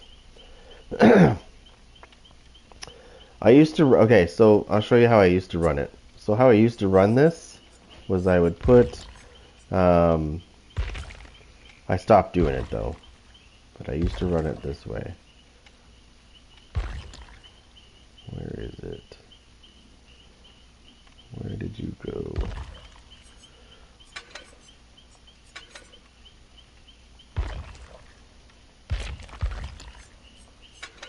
So this is how I used to run my build, right? Because I would go against a lot of sweaties that had boil over, so Iron Grasp kind of takes care of that somewhat. And then people were trying to blind me all the time, so Lightborn takes care of that. Now, if you want so if you think you're going to go against bullies, there's another thing you can do here. I would take that one out, and I would run this. I'll show you what I run for the other. If you want an anti-bully build, this is probably the best one. I'll show you. Where are you? I just saw you. Where did I see you?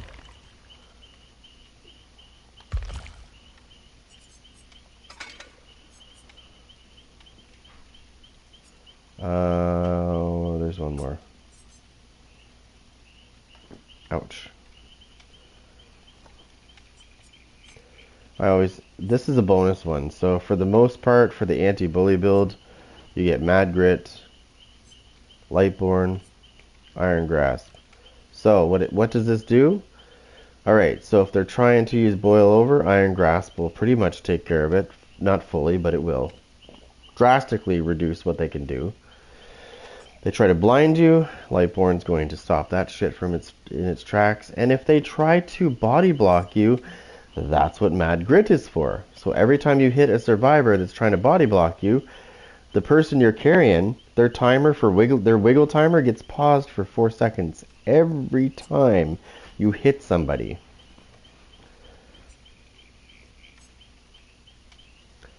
And you don't suffer any cooldown for the missed basic attacks. So, and then this one's a bonus. You can use whatever you want here, which if you're going to be a dick, if you're going to run this way, oh,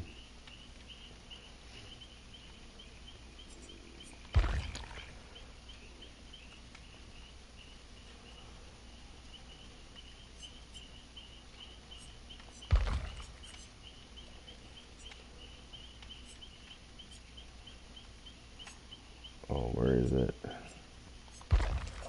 Where'd you go?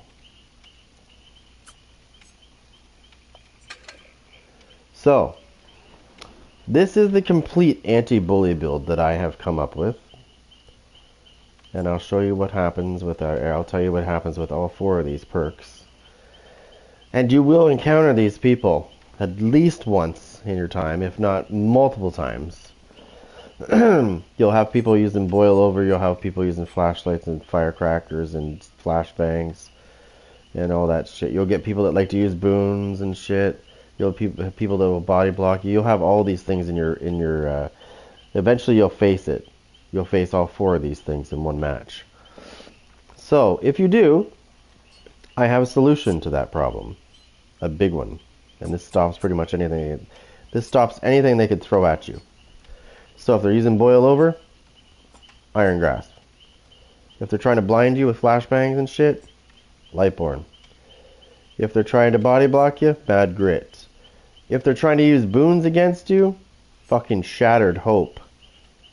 Because what happens is normally you would snuff a boon out when they light it, but with Shattered Hope you fucking destroy the boon so they can't light it again. You want to piss sweaties off? These 4 items right here are your best friend. This will piss a sweaty off very fast. Because it covers everything they can possibly do to you.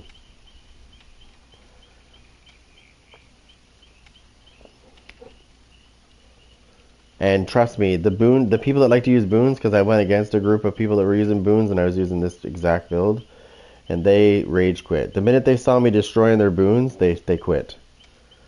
As soon as they realized they couldn't blind me, body block me, or use Boil Over that good, they quit. I think me destroying their boons is what put it over the top. So those are you want an anti-bully build? Yeah, these 4 are great.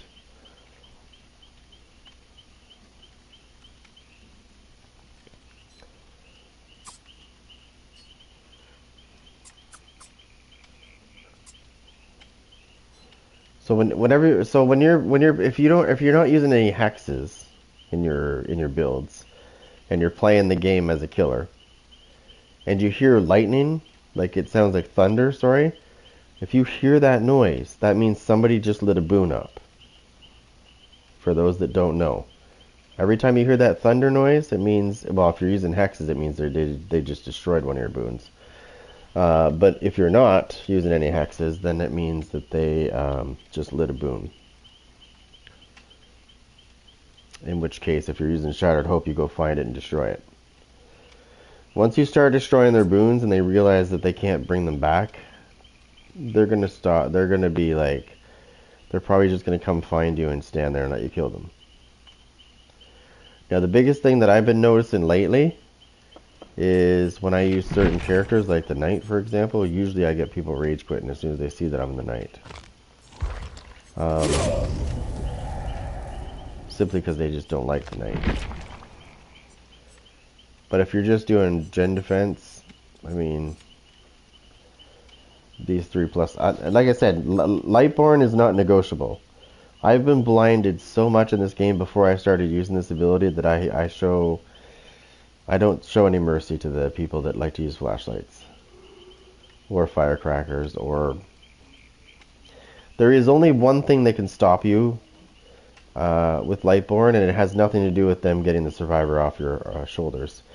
So if they put Blast Mind on a generator and you hit the generator to damage it, it'll stun you, but it won't blind you. Normally it would blind you and stun you, right? But no. So since it can't blind you, it can stun you.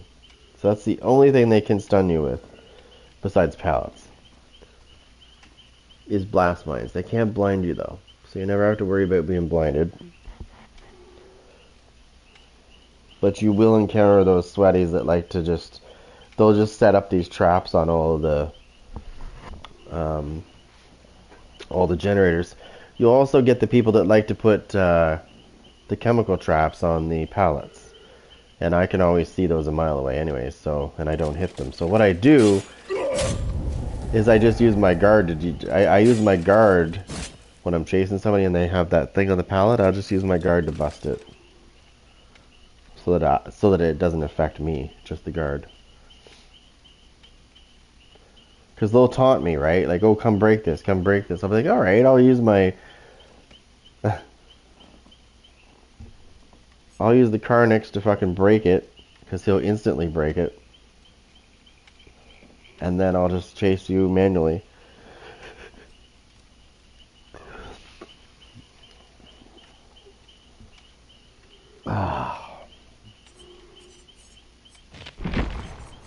No. Shouldn't be difficult. These imbeciles think with their toes.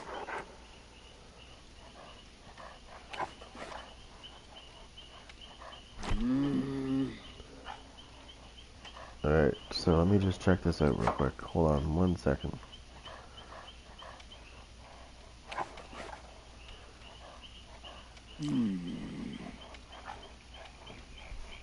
Ouch.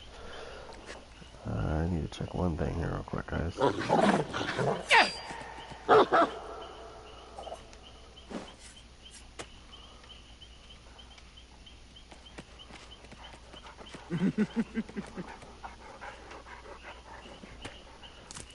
And then we have the Houndmaster, which I've been really liking.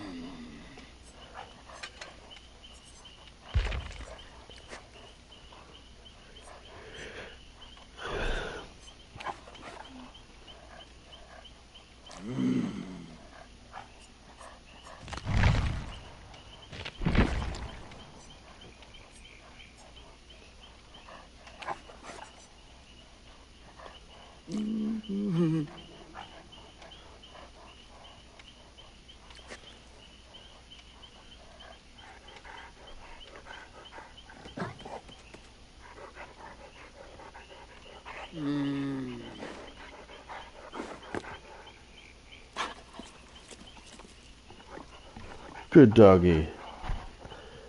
It's a cane Corso. great dogs. Very great, very good dogs. Let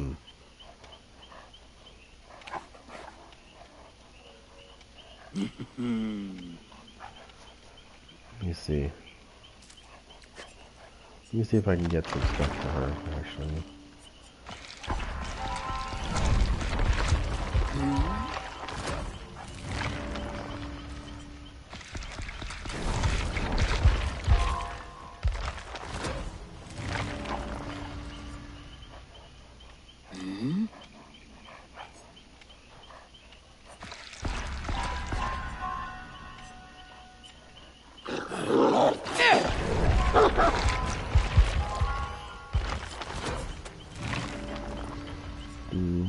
Okay, let's see. We got this.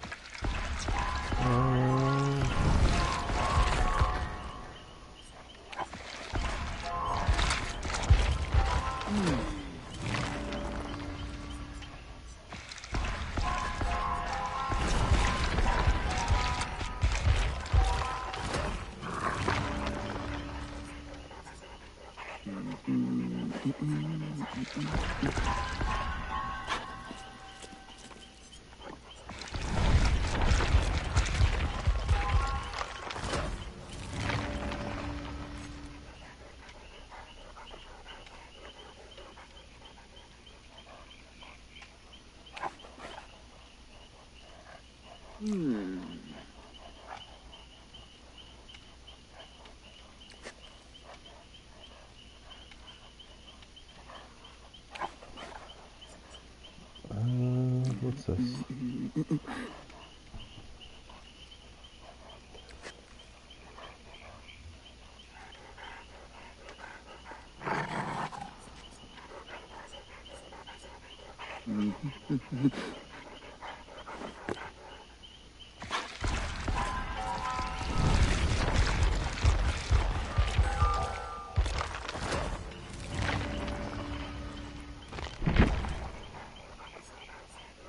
Easy.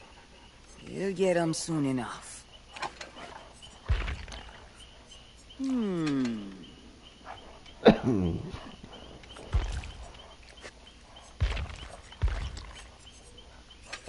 That's good enough.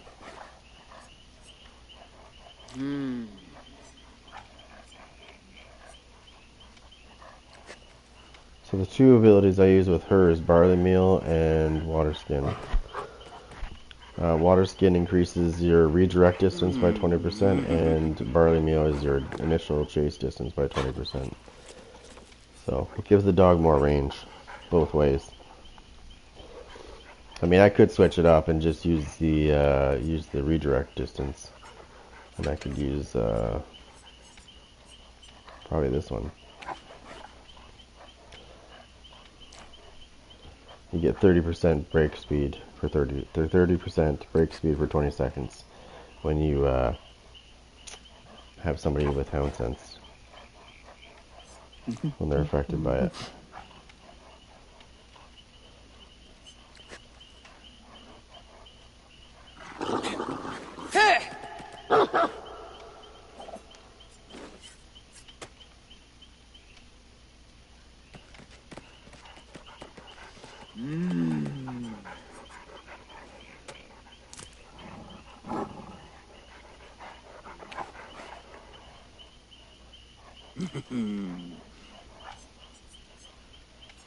There's many things I can do. But if I was gonna change one of these, I'd probably use this one more than anything. This one here, it doesn't give you a notification that, you know, where somebody is, but they scream, so you can pretty much figure out where they are by how loud it is. If it's loud, obviously it's closer. You just use common sense, really.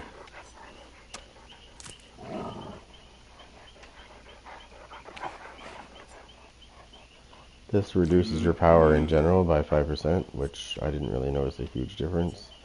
This got nerfed. It used to be 10%. It's now 2%.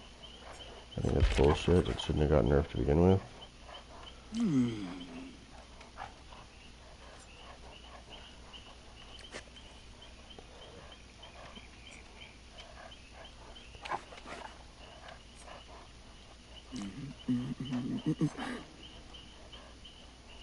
So you could run this one. If you wanted to, you could use the trainer's book with that purple ability I just had on.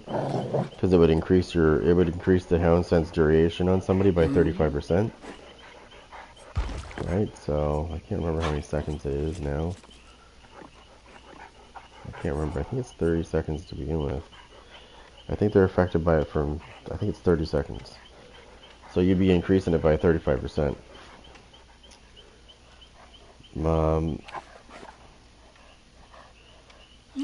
So I like these two, so I don't really sacrifice them.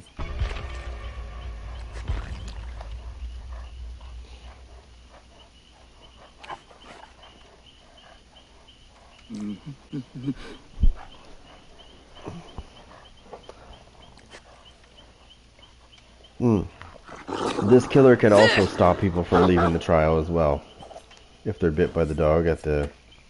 So if you manage to time it right, and they get near the exit gate, and it's open, and you hit them with the dog, and they get bit by the dog, it's about 4 to 5 seconds before they can leave. They get blocked from leaving.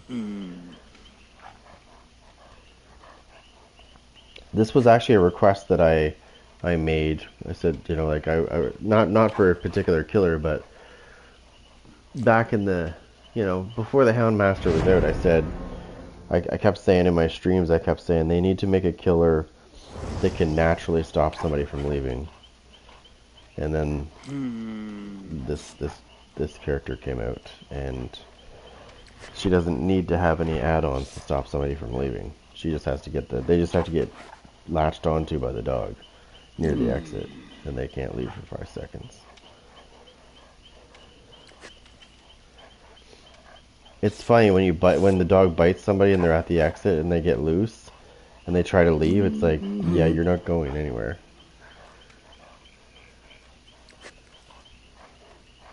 And it works the same way. It works the same way as the night too. If you bite them again, like if they get loose and you're able to stick the dog on them again, it'll reset the timer and they won't be able to leave for another 5 seconds.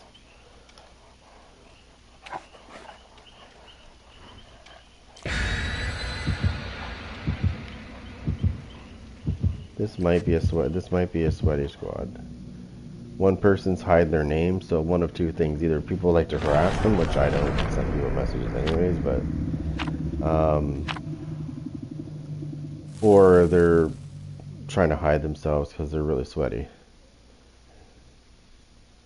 and they don't want you to know who they are.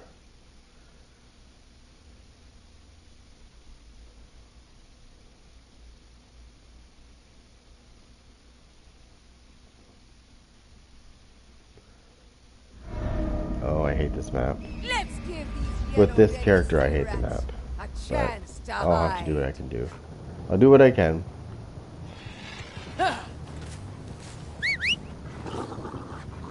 Find me a rat.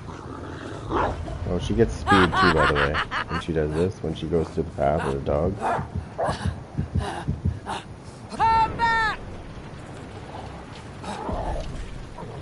You are a worthy companion.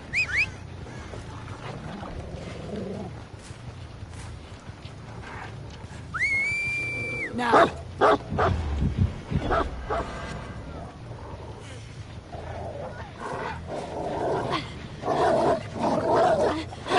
Good work. Extra chum for you after.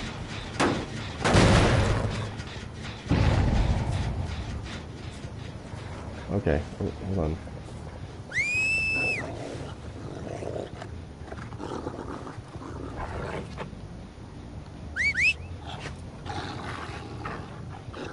Sick.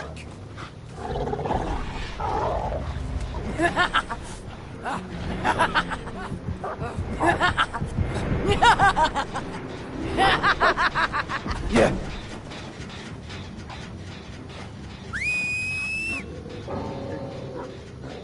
Somebody just rage quit. Somebody just fucking rage quit, dude.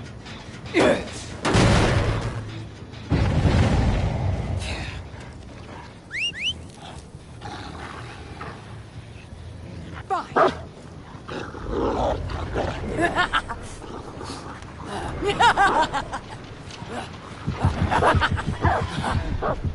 Come back!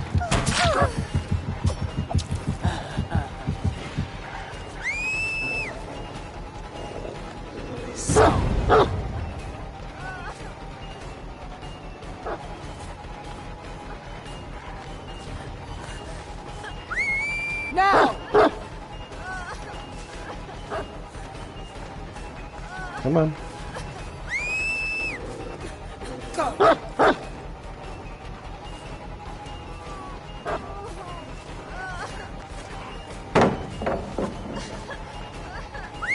Catch!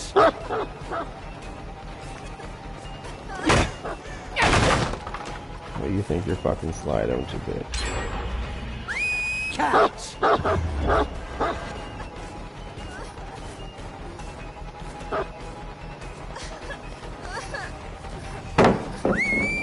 Go! Come on, you fucking cunt. I hate sweaty bastards anyways.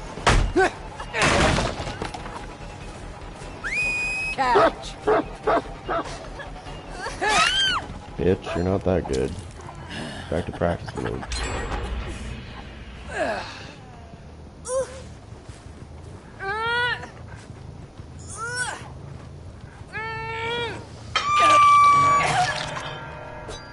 Like a worm. Sick.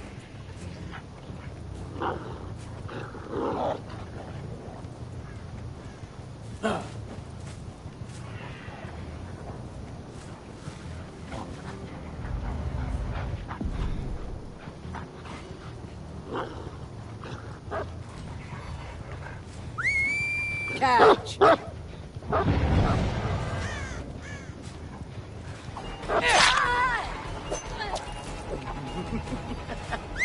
Now.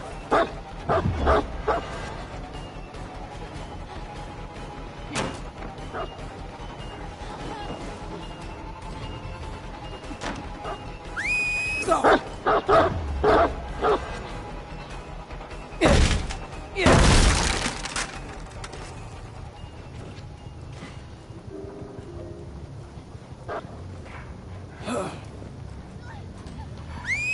Go.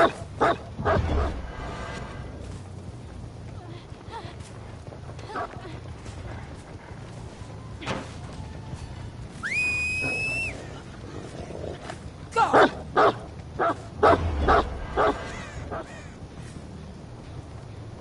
This fucking horror.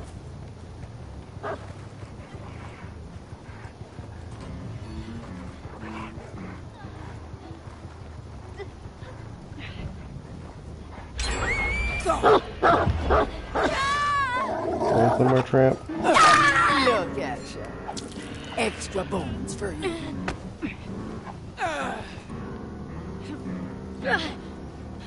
Oh, you fucking sweaty cock, you.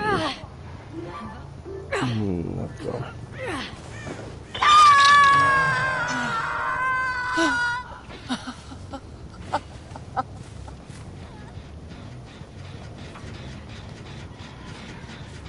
Any fucking time would be great. Where's my dog? Dude, get the fuck over here. What are you doing? I could have had that bitch. Come on.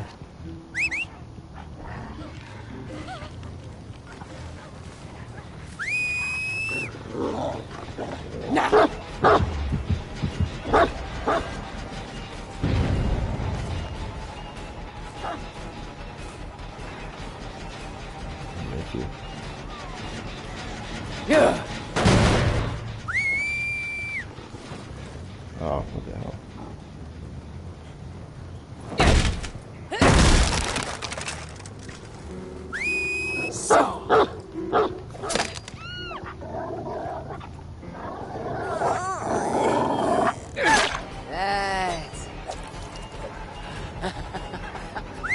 Catch.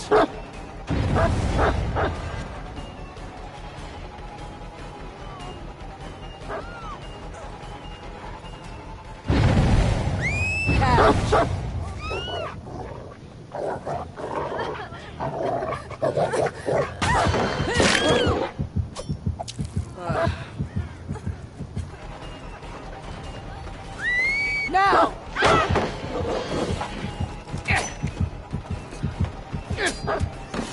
Come on, you cunt.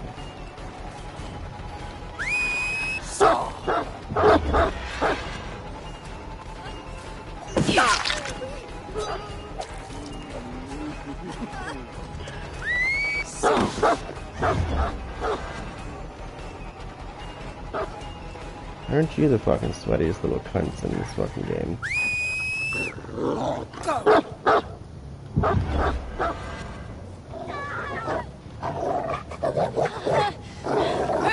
Loyal one, aren't you? You're just fucking paying attention.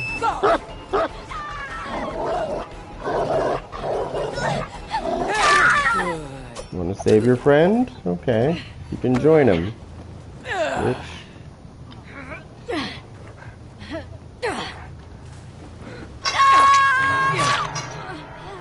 Stop your whining.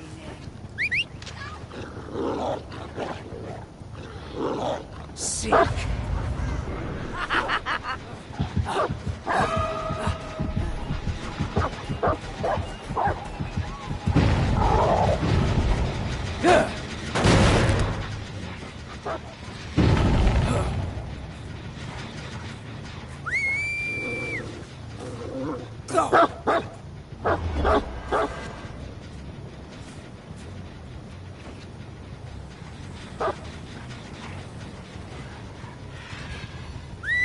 Now! Oh, she's up top.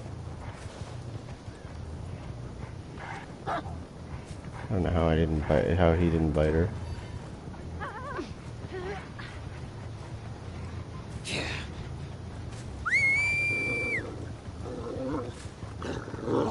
Now!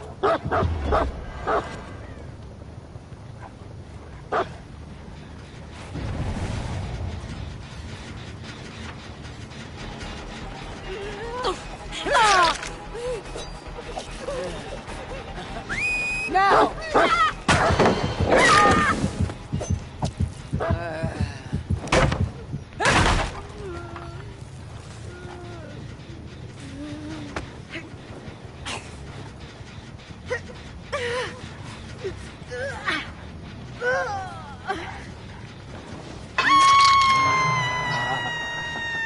Enough,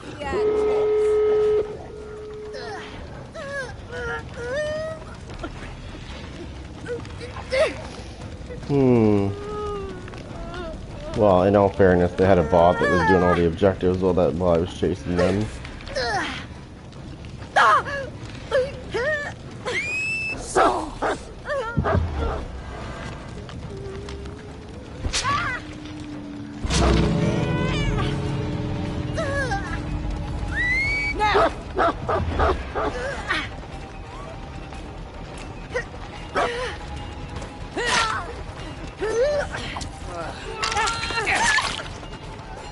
Oh yeah, this is funny.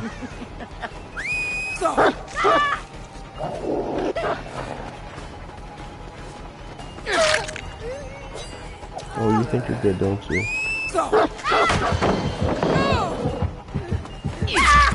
You're not leaving.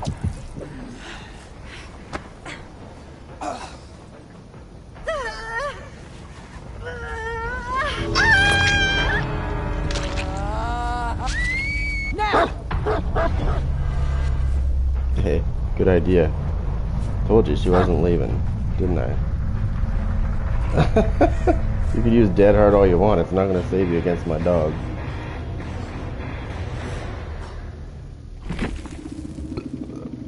Honestly, with this particular killer, I don't like that map anyways, so... I don't mind any other map. I will take any other map over that one. It's just the dog is buggy sometimes, and that map is very bad for the bugginess. Like when my dog got stuck when it was chasing somebody. It got stuck inside that building, and I had to go back and call it, like, I had to do a search thing so it would move out of the way and come back to me. They did that multiple times. It got stuck. Thank God for them, that's for sure. Once again, it's just us.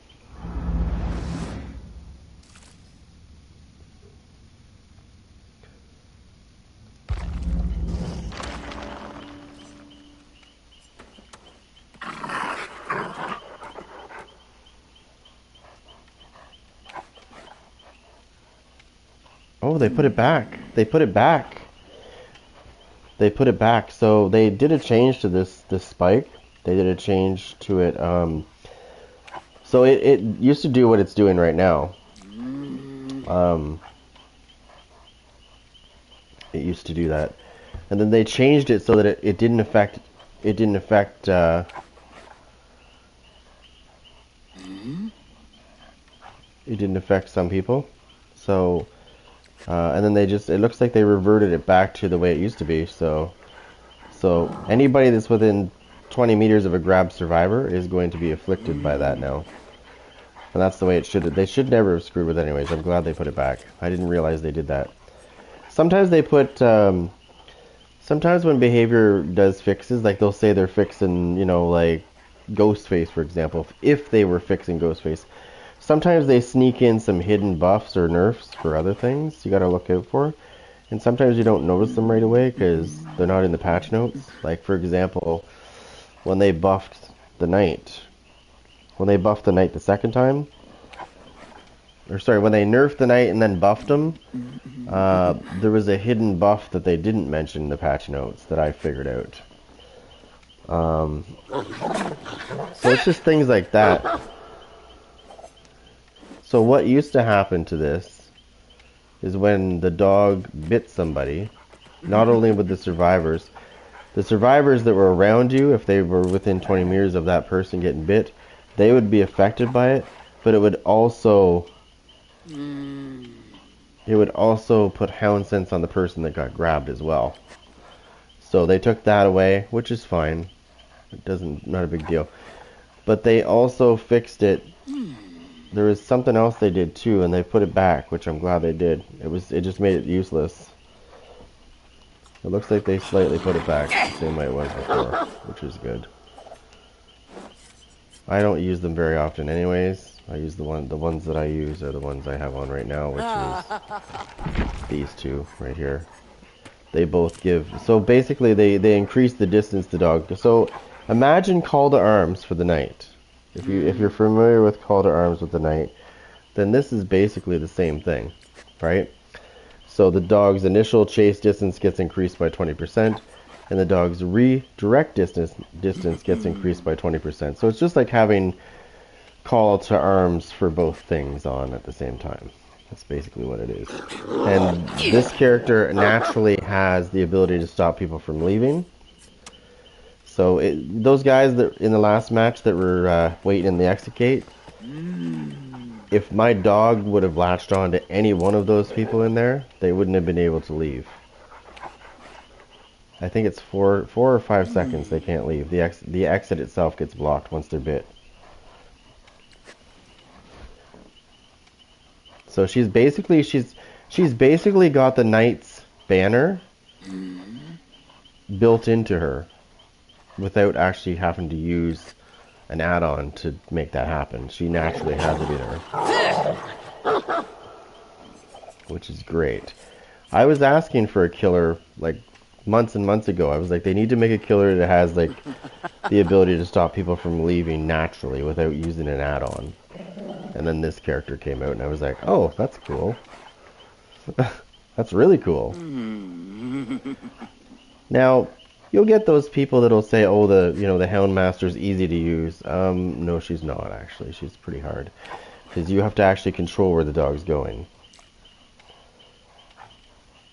You don't get to fully control it, but you have to fully control the redirect, which is you're just pointing to a distance, right? So if somebody is going left and you have to line it up so that your dog just, you know what I mean? It's not like the night where you can send the guard out and then as soon as it sees somebody, it chases it automatically. It becomes autonomous and chases somebody for so many seconds. You have to actually manually hit this in order to grab somebody. Like you don't get to the dog once the dog sees somebody, it doesn't chase them. I thought originally when this before I even tried this killer out, I thought she might be that way where you just send the dog into a certain radius and it sees people and chases them, but not so. She's manual. So Patience. you get your initial distance to chase somebody in a straight path or diagonal, whatever way you're pointing towards somebody. And then once you get to a certain point, you hit your button again and hold it, and you can redirect where the dog goes into a different distance, like into a different spot. So it's not easy because if you don't guess the right way that they might be going, the dog's going to run right on by them. So when you see me hitting those crazy corner shots where the dog is bouncing off the thing and grabbing somebody, yeah, that's not easy to do because you have to have the right angle.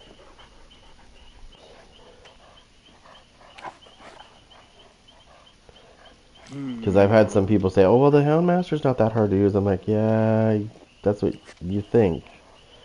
And then I say to them, "Have you ever used the Houndmaster?" They're like, "No." I'm like, "It might look easy, but it's not. It's annoying, especially when you're chasing a sweaty survivor. If you're chasing a sweaty survivor, they're going to be zigzagging all over the place, and you're going to have to try to guess where they're going when you launch that dog. And if you guess wrong, well, that's going to take some time to reposition yourself. If you guess right, on the other hand, there might be a rage quit happening." But I'm just gonna go grab a drink. Just give me a second, I gotta answer this message. Okay. I'm gonna grab a drink and then we'll either use the Houndmaster or the Knight. I haven't decided yet. Both of them are fun to use. The Knight has autonomous guards though, so once you chase somebody, it chases on its own. Basically, once it sees somebody, it starts a chase. You can go do your thing. It'll keep chasing the survivor until it stabs it, or it doesn't stab it. Imagine if this dog was that way. Like, imagine if I could send the dog out. Okay, so let's say somebody's doing a generator. You can get the dog to go into search mode, and you can go to a generator. Like, you can send it to any generator. And you send it to a generator, and it sees a survivor doing a generator. Imagine if that dog automatically was like the Knight's guards, and it automatically pursued that survivor. Like it just became autonomous on its own. I think that's how they should have made this, because it would have made things a little more interesting. Because this dog would become more dangerous. It would make it more interesting too, because if I send the dog to, said generator, and there's 3 survivors there, it would pick one of them to chase and grab them. And what it should do, and I know this is going to sound a little cheesy, but imagine, okay, so I don't know if you've ever seen a canine dog in action, but they usually pin somebody. They usually pin somebody so they can't get away until the cop comes to get them. Imagine if this dog was autonomous, so as soon as you threw them at somebody, or in the vicinity, it started chasing them, and imagine if it pinned them to the wall by the throat until you got there.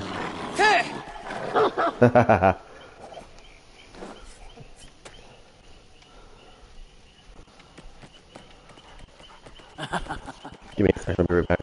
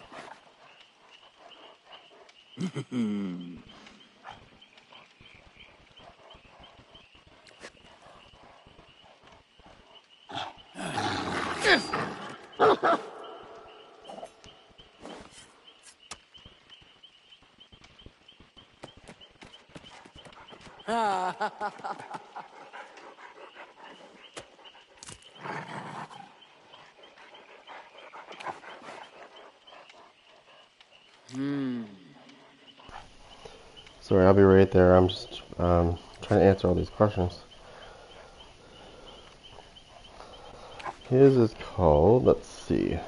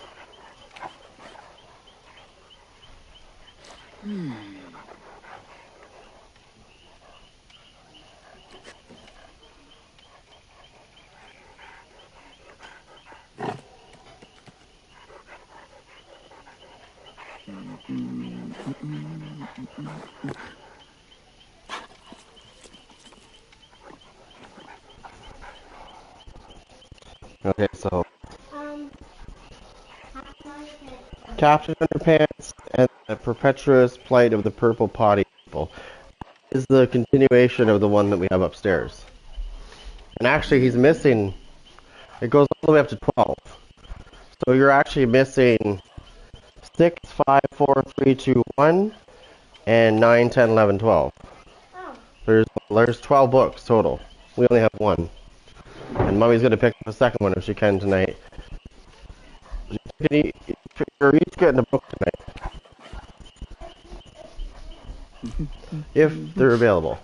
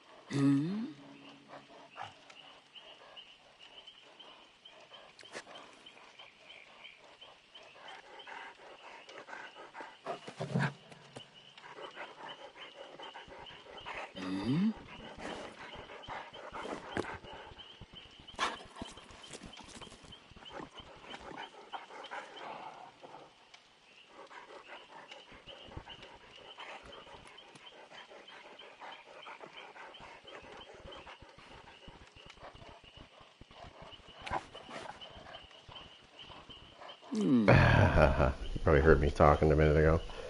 Yeah. Yeah, they're homesick. So they're just chilling.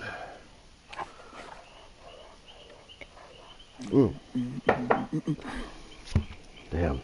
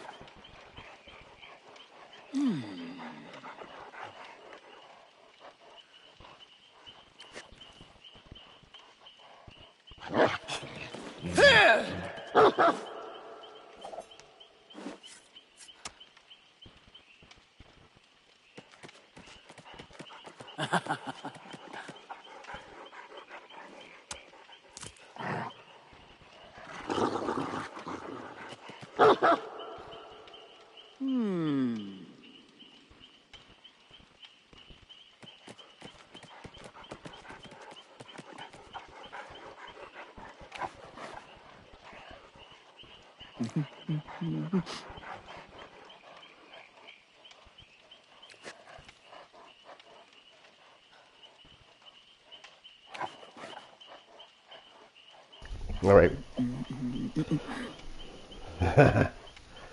All right. Okay.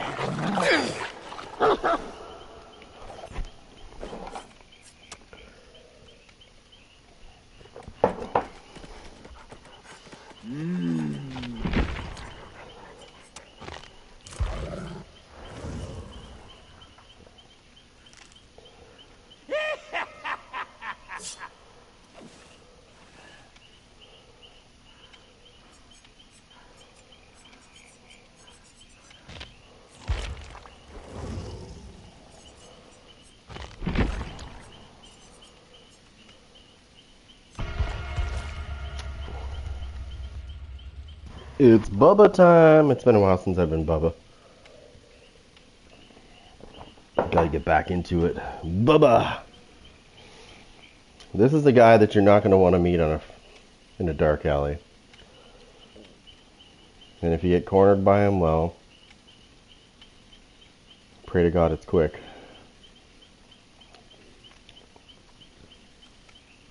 And it's instant.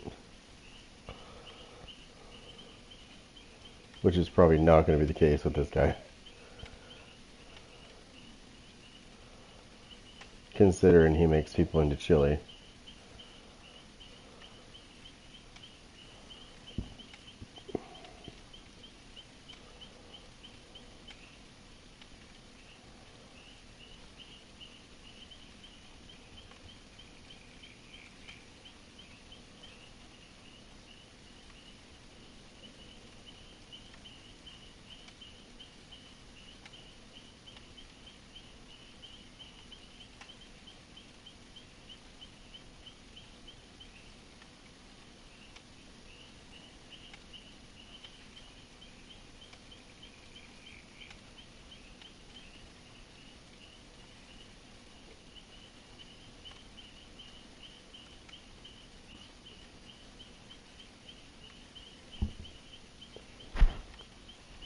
Oh yeah, Bubba. Yeah.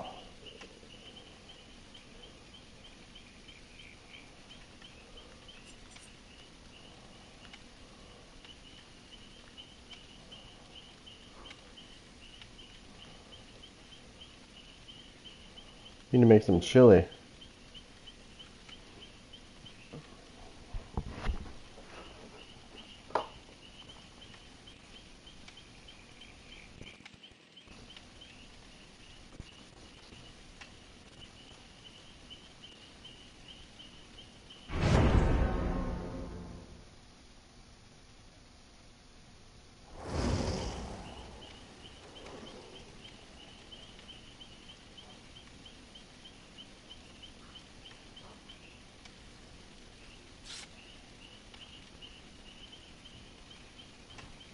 What we got here? Ooh, look what I see. Look what I see. I see something special. You know what that means.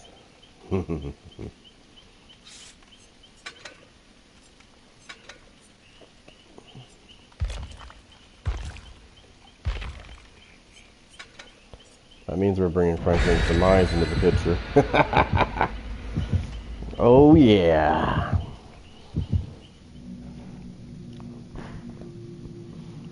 Oh, Franklin's demise. Oh, look, they went to the Halloween map. We got some sweaties here. Oh yeah, definitely got sweaties here. And I know this because of the date on that cake that they just used. That's an oldie. So we're talking thousands of hours here. Here we go.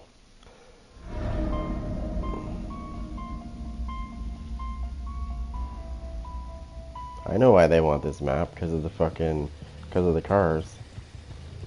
There's lots of places for them to,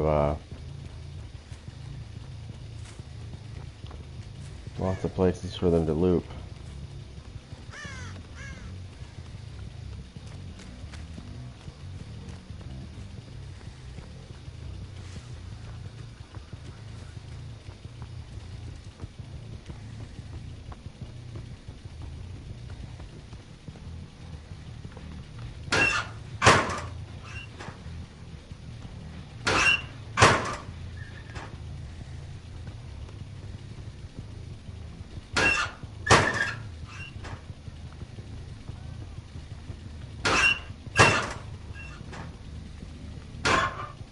Always check the lockers.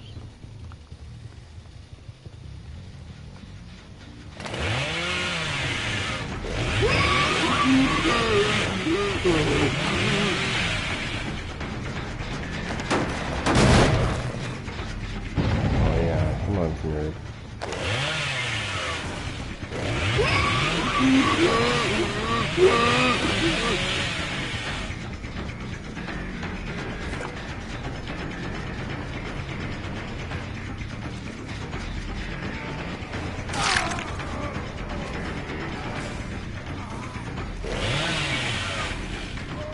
You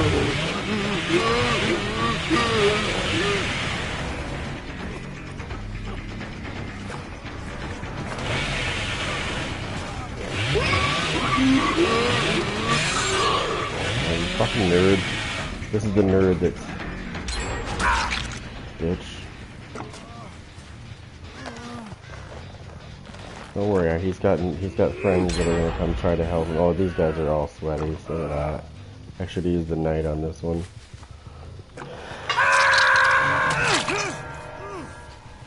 Yeah, I definitely should have used the knight on this one.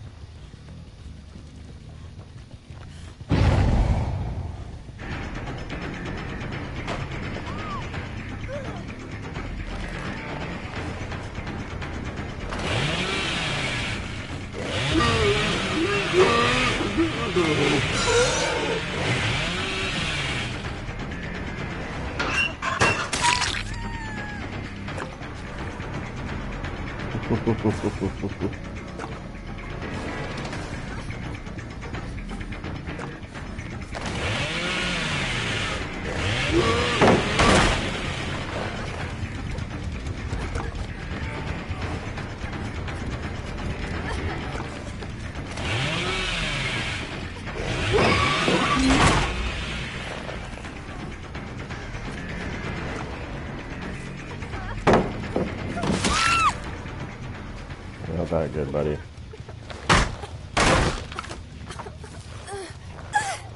Ooh, look at this bitch. Let's boil over.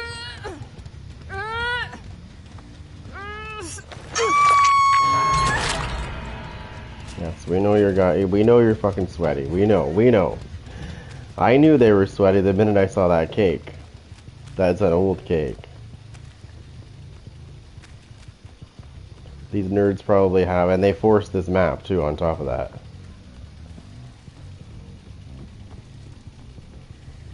Yeah, they forced this map because this is the map they're probably good at, right?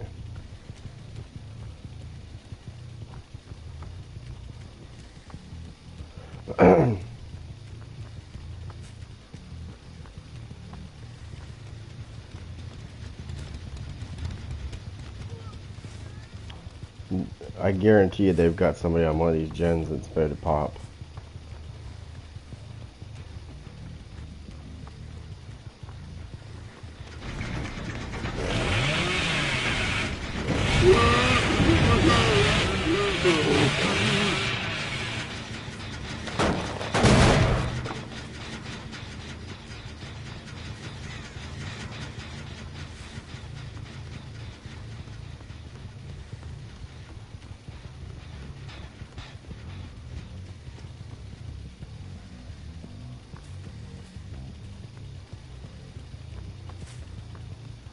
Well, if you hit somebody with Bubba's Rush, it's an instant down.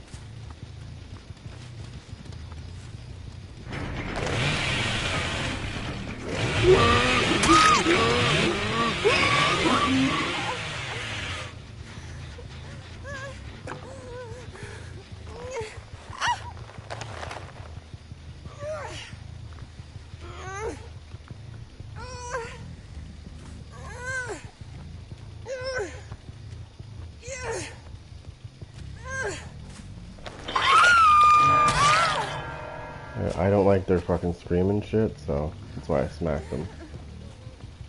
Some people think I'm doing it to be toxic. I'm like, no, I'm wearing headphones, so it's really fucking annoying when I'm trying to do my thing and somebody's screaming in my ear. Because as the survivors, they scream, right, when you put them on the hook.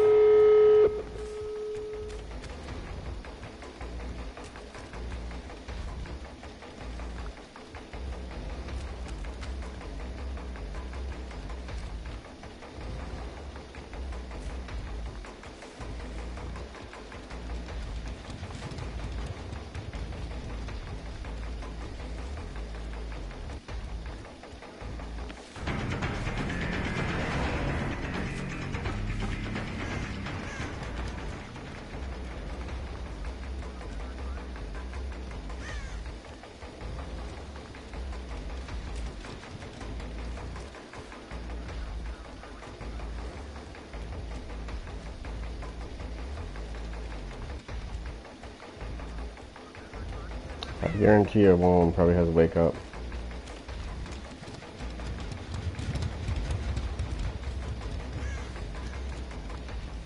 What do you think is going to be the easiest one to get? I think the bitch is going to be the easiest one to get done.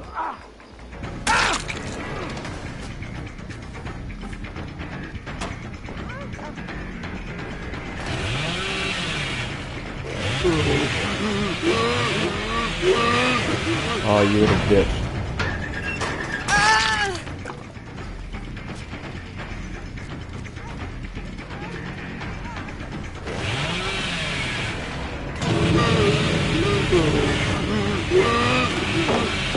Yeah, this is not lasting as long as it normally does, so I'm going to have to fix that.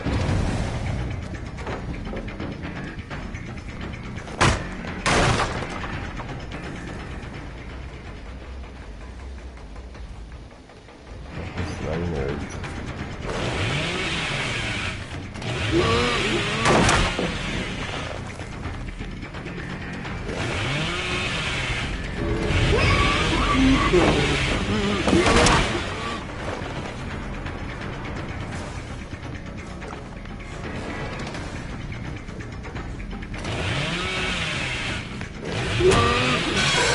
Oh, you fucking little cunt.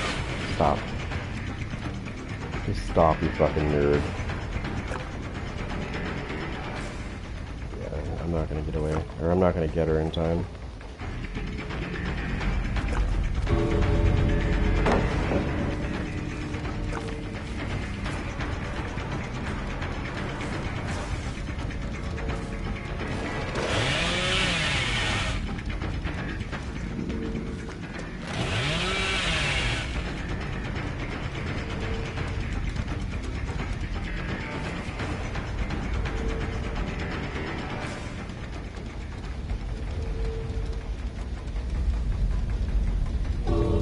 Teabagging out, faggot.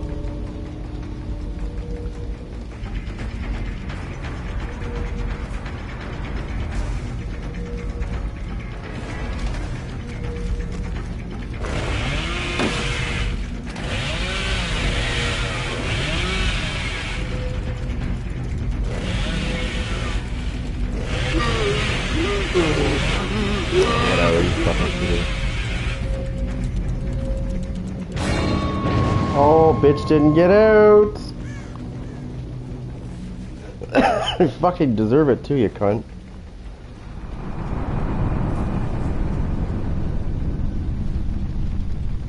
Goddamn fucking European bastards.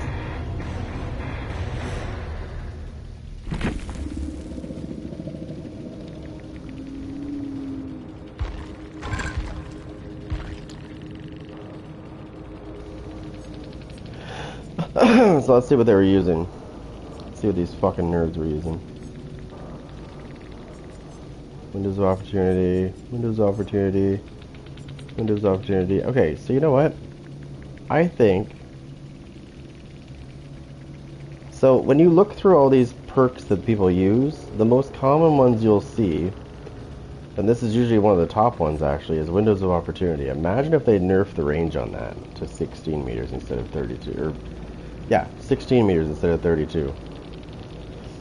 Right? Because you can pretty much see everything. Right when the map starts, as a survivor, you can see most things. I think that needs to be halved. So, there's a lot of perks in this game that don't get used that are actually good. But there's common ones and meta ones that everybody uses because, you know, they're nooblets.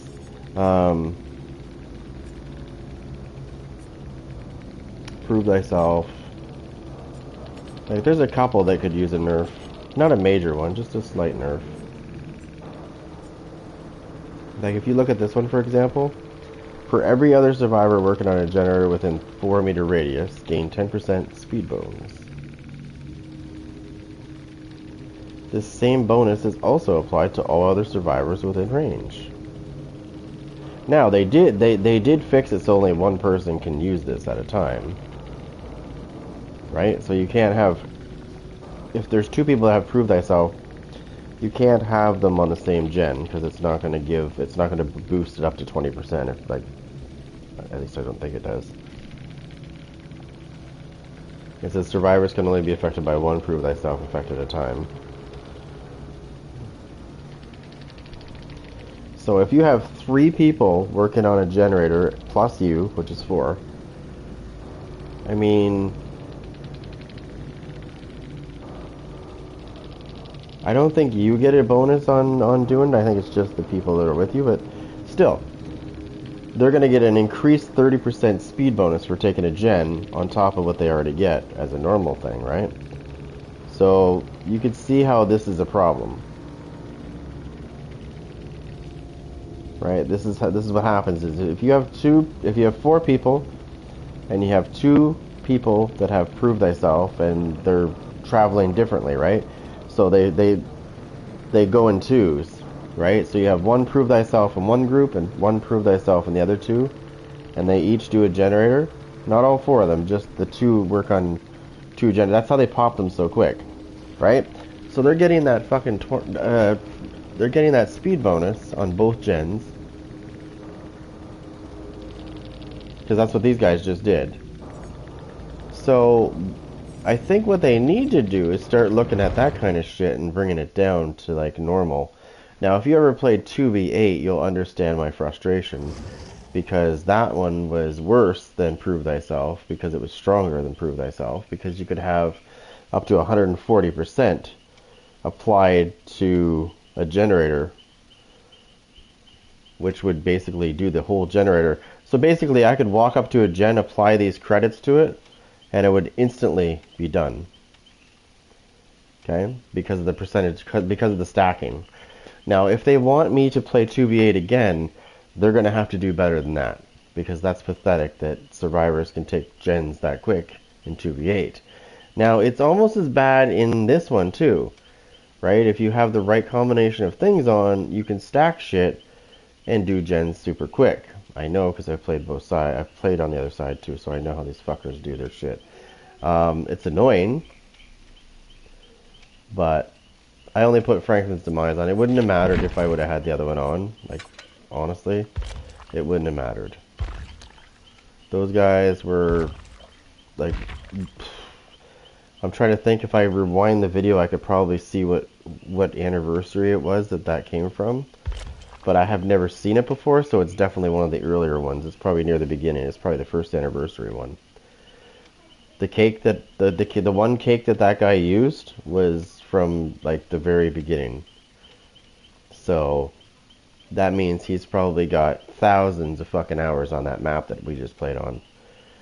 And he probably knows every single perk, every single combination, and every fucking cheesy loop there is.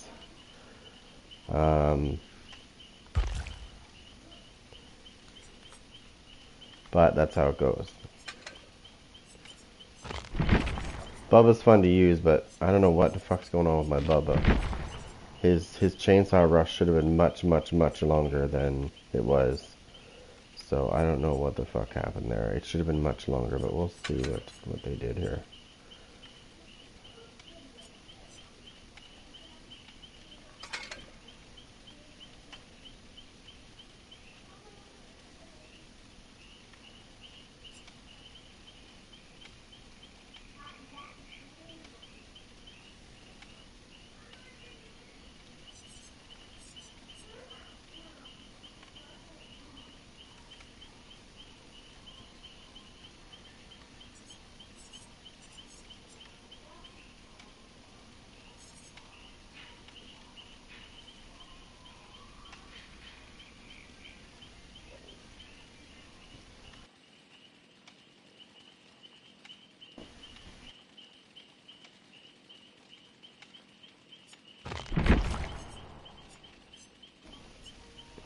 Let's see.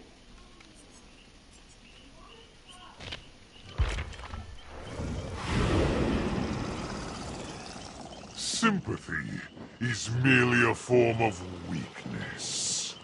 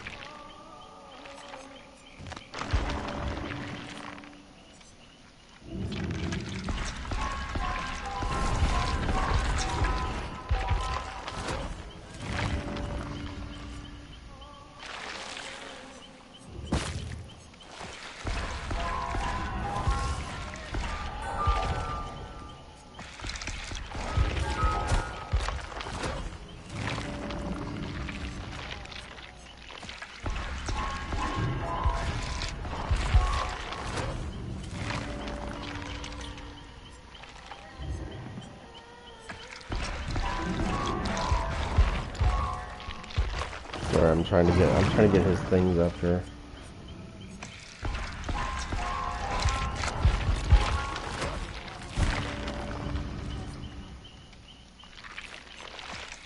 Shadow Pulse is one of my favorite too.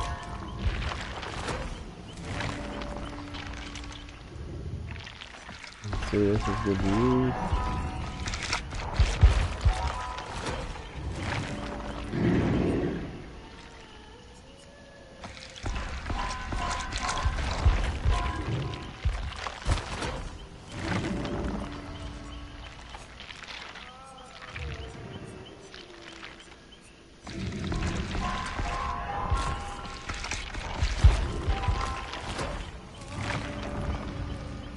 Do do do do do do do.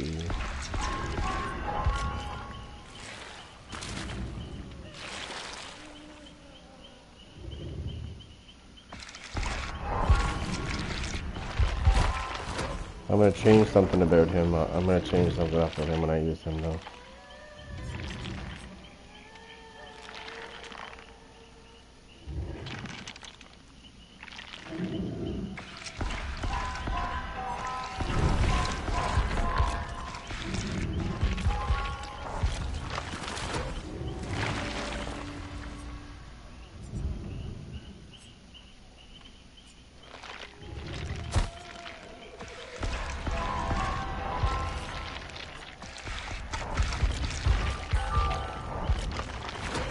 Trying to get some of his abilities to be purple so that they're all like that.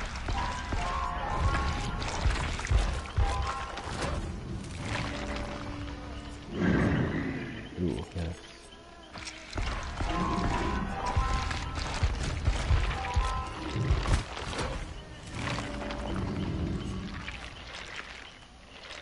Shadow Pulse.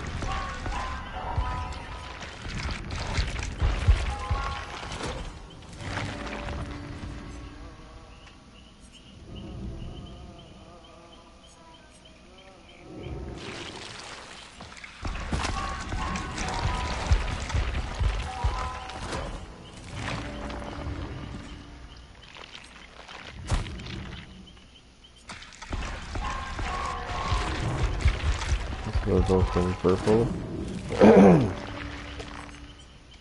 Oh, Sloppy Butcher. 2 for 1, that's great.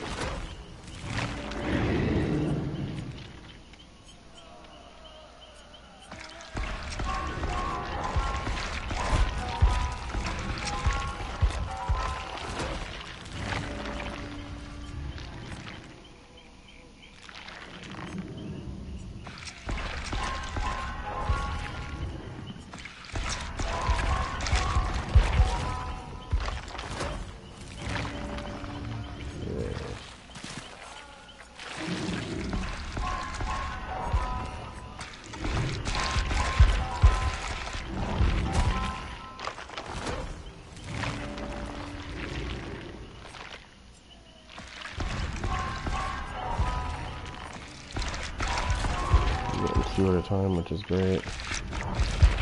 I'm able to zip through these abilities quick.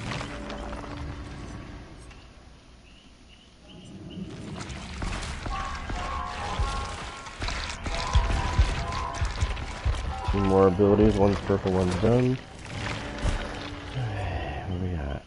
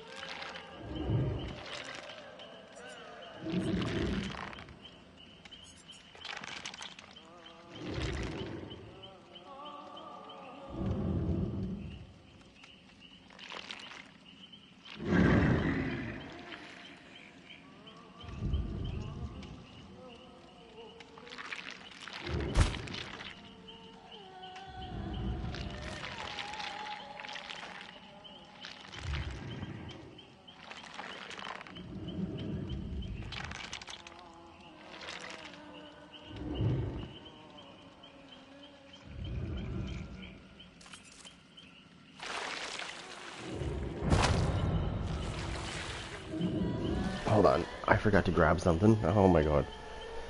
Duh.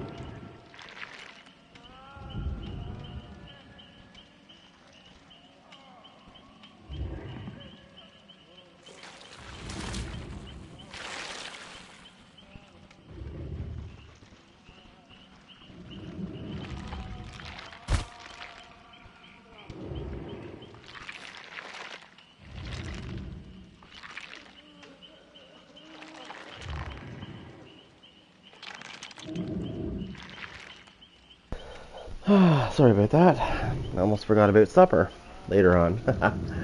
I needed to figure out what I was making. Alright, figured that out.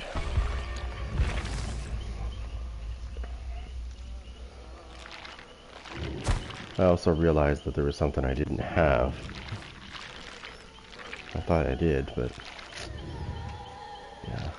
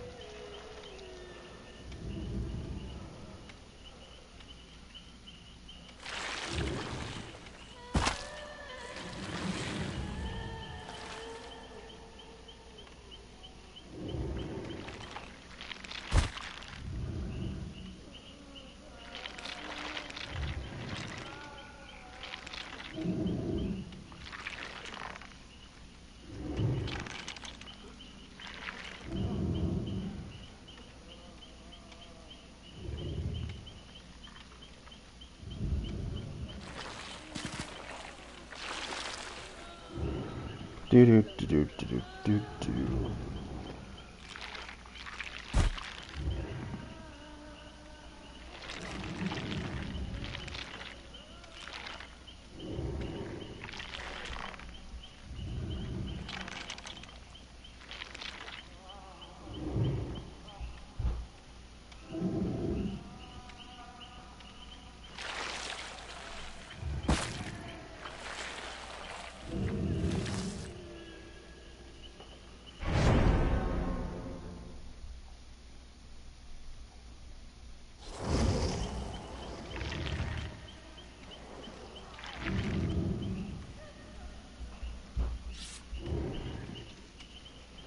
What kind of group is this? We got flashlight, flashlight. Why is that doing that? Okay, hold on. Let me just go here.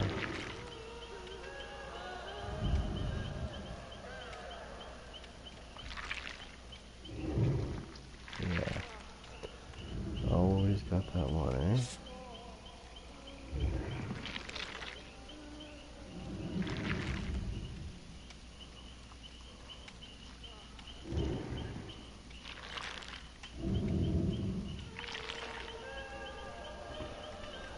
Oh, shit.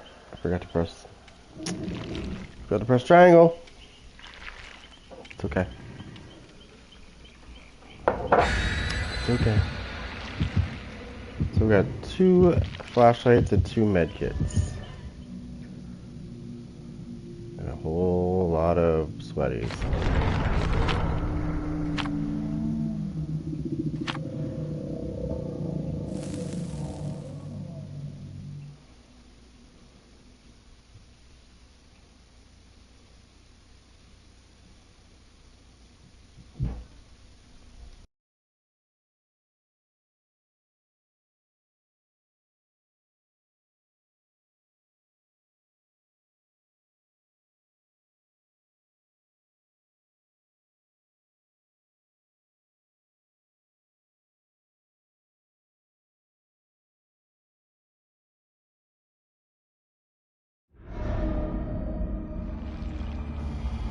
Oh yeah. Now I need to find a locker immediately so I can find out where they are. So there should be one right here.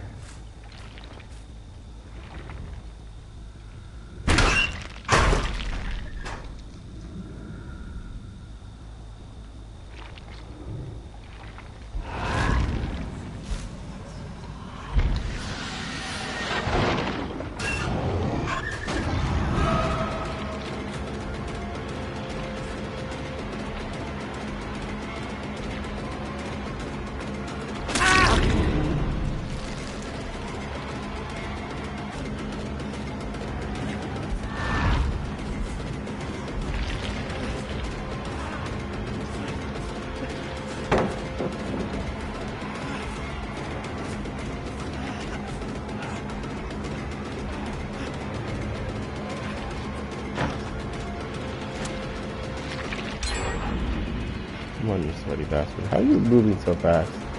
You just used that ability.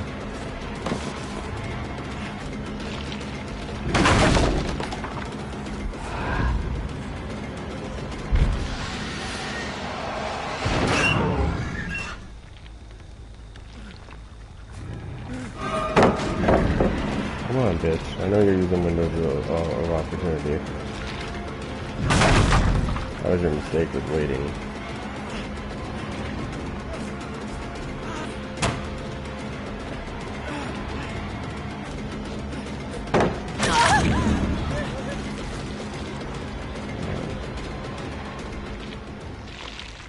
I fucking hate these nerds that are like, I know where all the places are.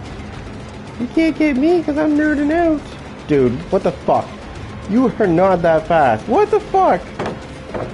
How is this bitch fucking moving that fast? I don't think so, bitch.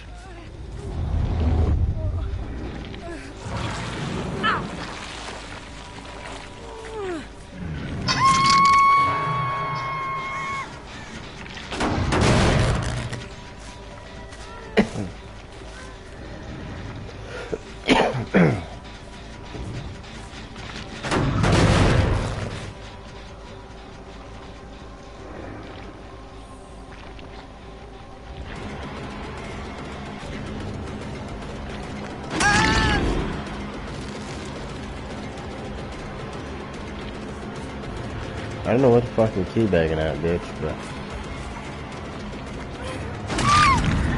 you're gonna learn a lesson. You fucking teabag me.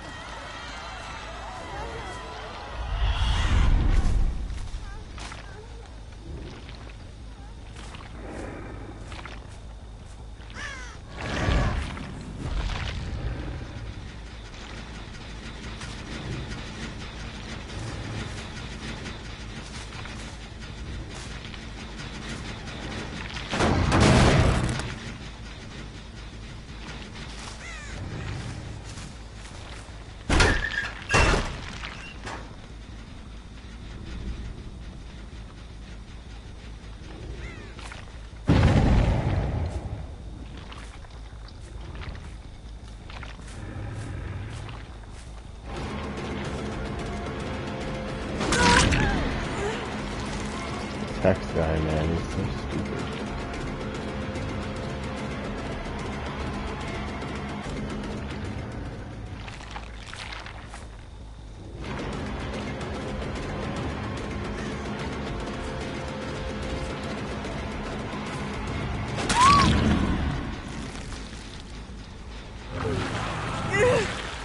It's gonna go dark in a minute.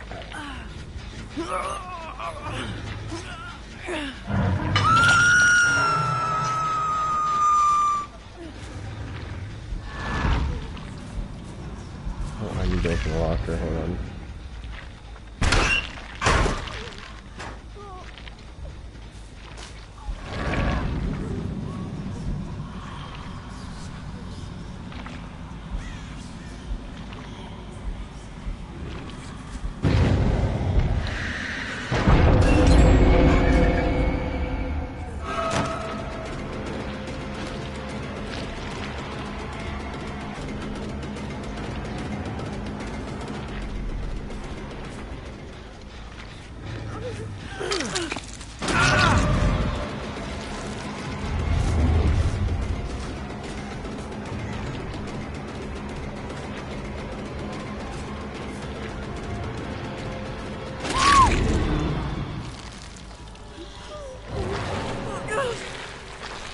Rage quitter. He tunneled me! I'm gonna report him for tunneling me! You go right ahead. They're gonna fucking laugh at you so hard.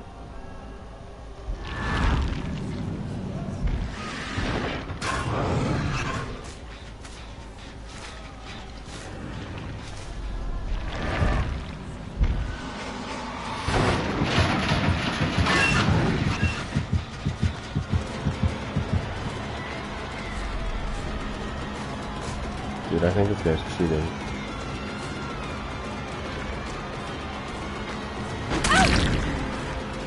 And I say this because the fucking speed at which he's moving at is ridiculous. And it's not just sometimes, it's constantly. Now I hate saying that about people, but when I see that shit going on, like I can't even keep up to that guy half the time. He fucked up, that's the only reason why I got it. The only reason why I was able to keep up to him is because he screwed up and ran into the side of the thing. Otherwise, I wouldn't have been able to...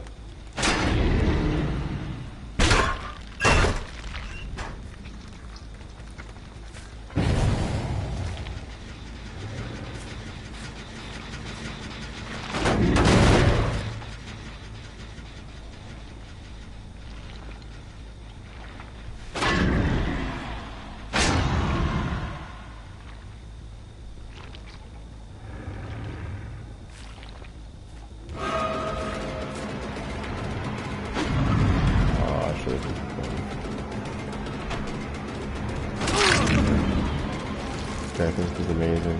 Hilarious.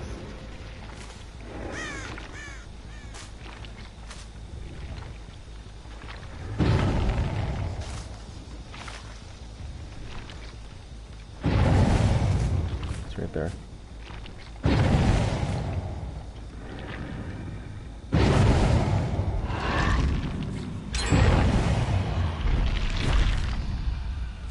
Oh shit, no. They just finished that gen too. Yeah, it's done. I'll go back here and get this idiot because he's fucking cocky. Look at him, look at him, look at him. This is what makes me laugh, because survivors wonder why they get killed. Right? When they do this shit.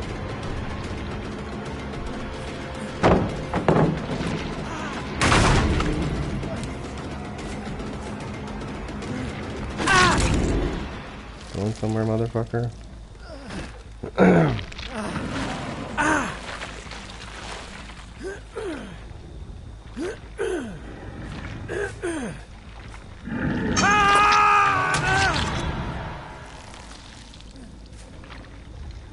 I don't want him screaming in my ear.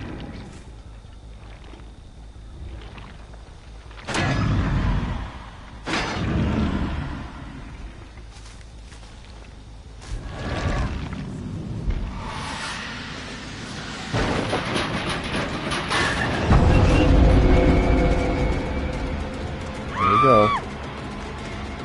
shooter. Let's go. Look at this guy. Look at this guy. Can't even get up to him. Can't keep up to this cheating motherfucker. At all. Look.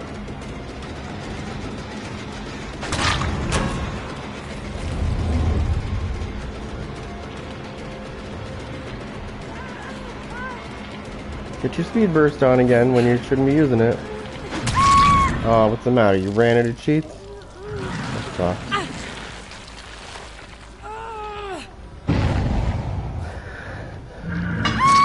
See ya, bitch.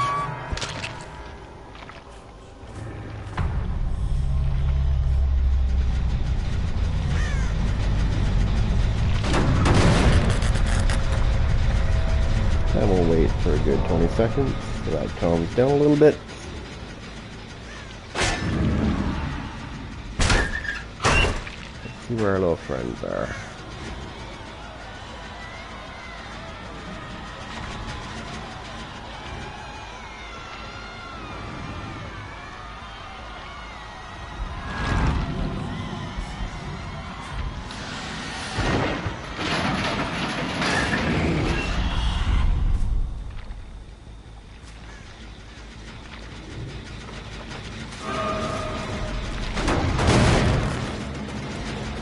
Oh, you dumb bitch.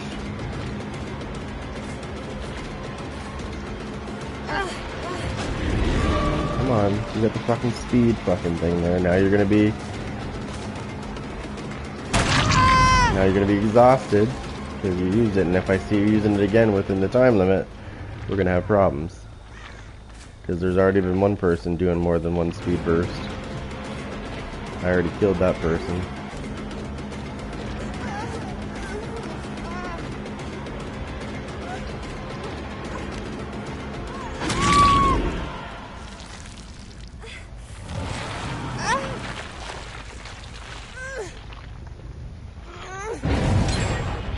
You greasy bastard.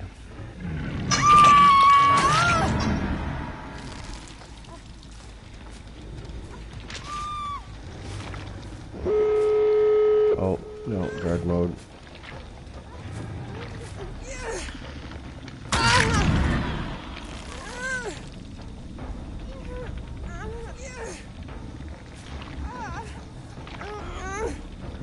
Well, thank God for that bot, right? Because I guarantee you that bot did most of the work.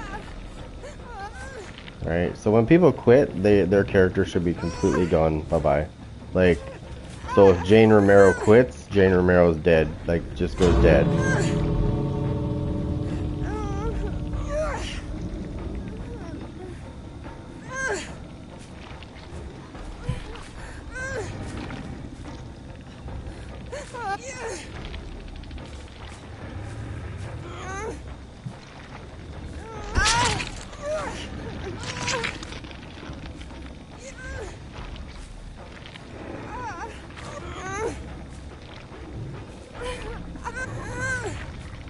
Die, bitch.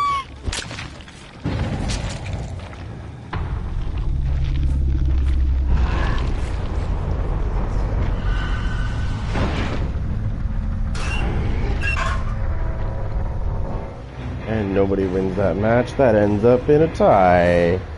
2 deaths, 2 escapes.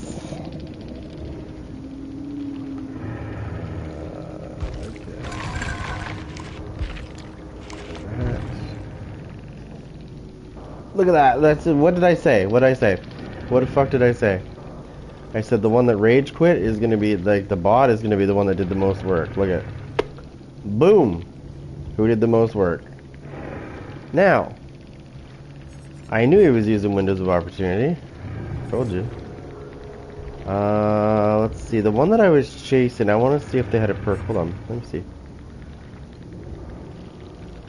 Okay, so she obviously used her thing because she was exposed. Because remember that time I was chasing her and I hit her once and she went down? So she had to have used this within 12 seconds of when I hit her. That's, yeah. But it's on cooldown for 40 seconds. So let's see what else she's running.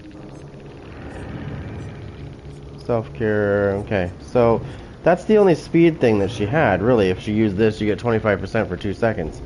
That doesn't explain what I was witnessing, though.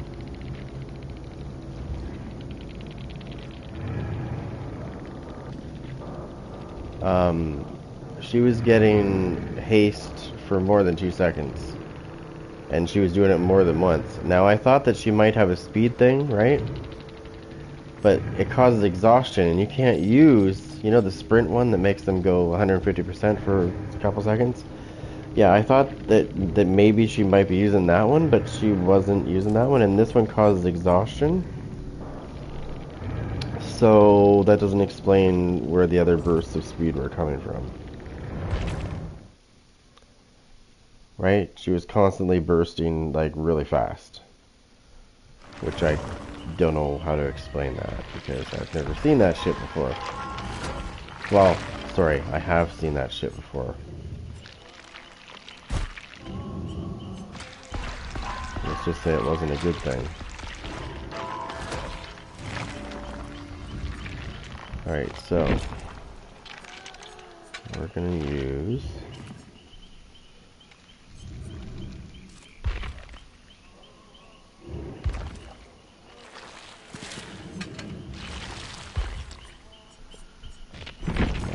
switch.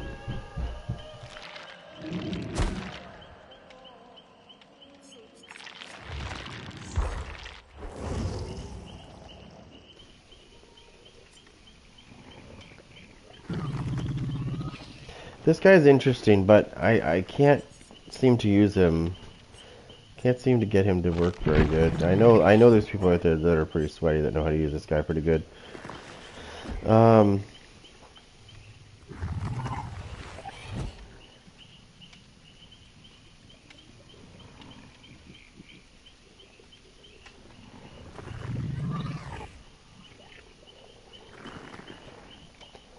Not since the first time.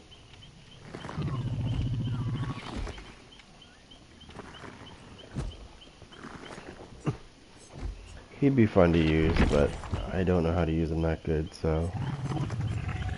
One person I do know how to use pretty decently, though, is... Oop, what's this?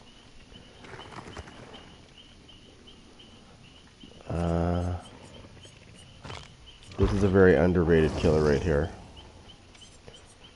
Let me see.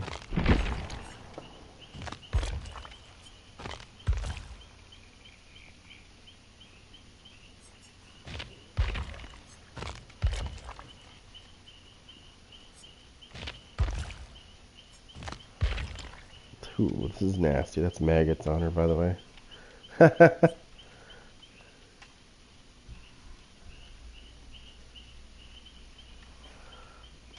I mean, she is the plague, so...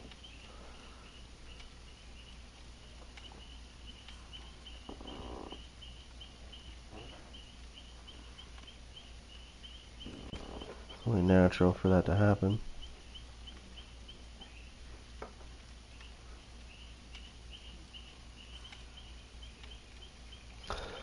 Okay, so... Just give me a second, this is ridiculous. Okay, there we go. What's that say? Alright, so... The plague is good to use. What do I use with the plague? All my builds are pretty much... Ooh, what's this? I don't know what that was, actually. I think I just unlocked my thing. Okay, so I'm not going to use this. I was using this, which is nasty assay. So we are going to put on our usual fun little build.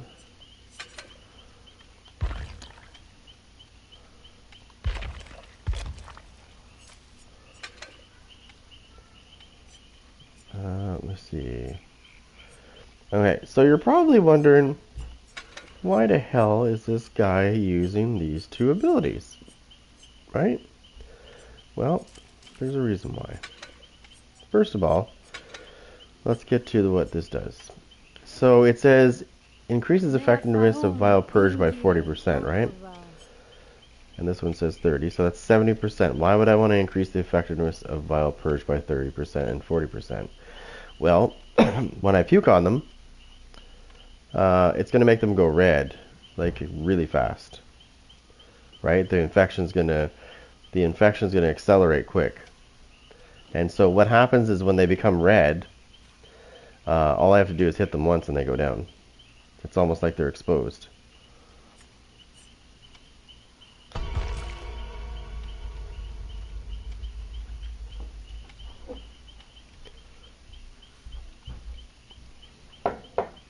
Meafahung dingir okura.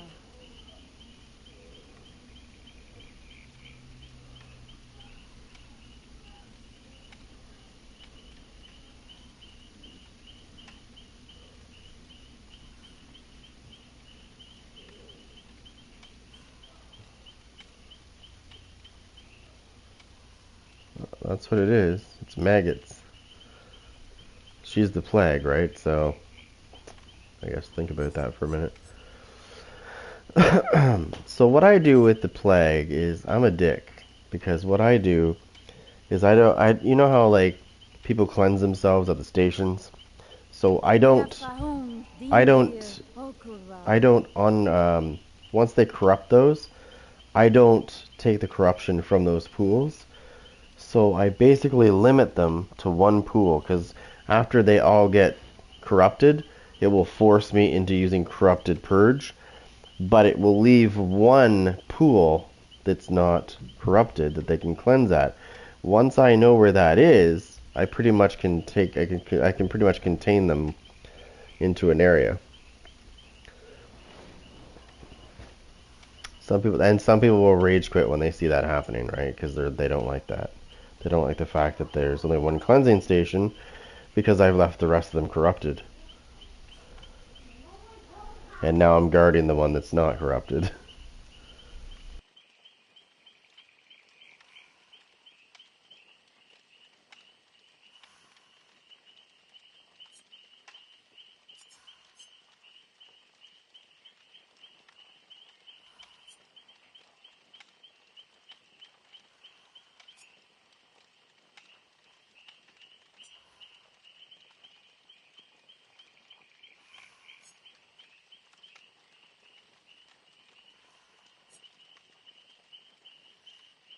Meafahung dingir okura.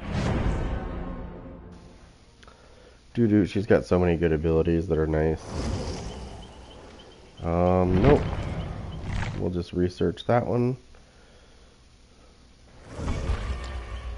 No, as soon as I see 3 medkits, I know exactly what's going down. I'm like, nope.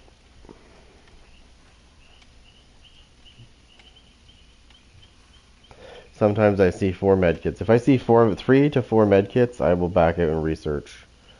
I don't want anything to do with that shit. Because what's going to happen is I'm going to keep injuring people, and they're just going to keep healing non-stop. Like, instantly. Because they're probably running the ability that comes from Francis. Which once they get 5 tokens, it's almost an instant heal the first skill check they get.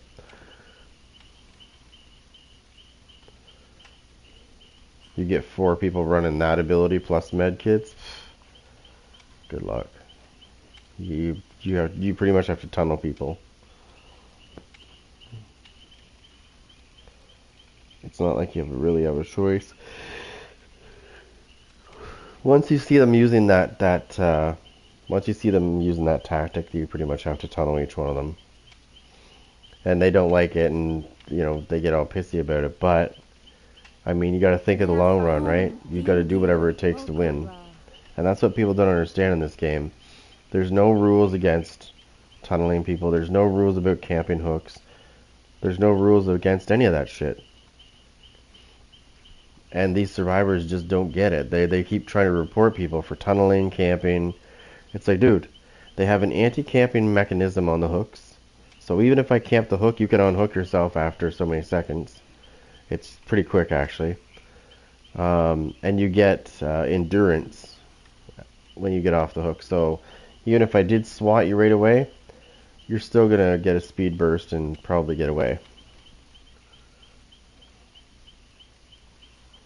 So, I know. But it's funny because when you look at the forums and stuff and you read these things that survivors bitch about, it's like, none of that's reportable. I mean, you can report it, but they're just going to laugh at you. How is 2 people in the same one?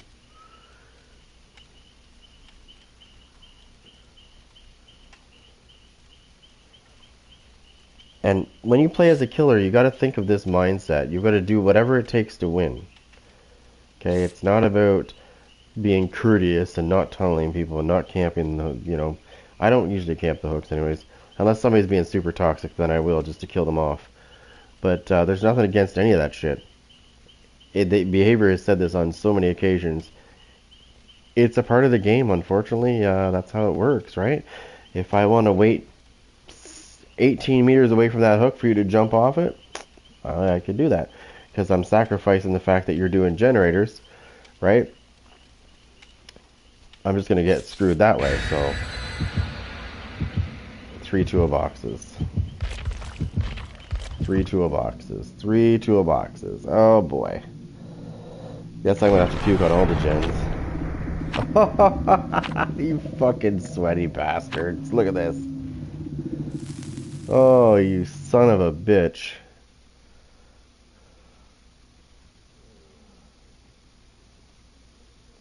Gen rushers. Watch how quick these motherfuckers do the generators. Seriously. It's gonna be quick. Like boom boom boom boom. One's gonna pop, then another one's gonna pop. Oh yeah, you watch this shit. Is this the one that has the basement ones? Hopefully it's not.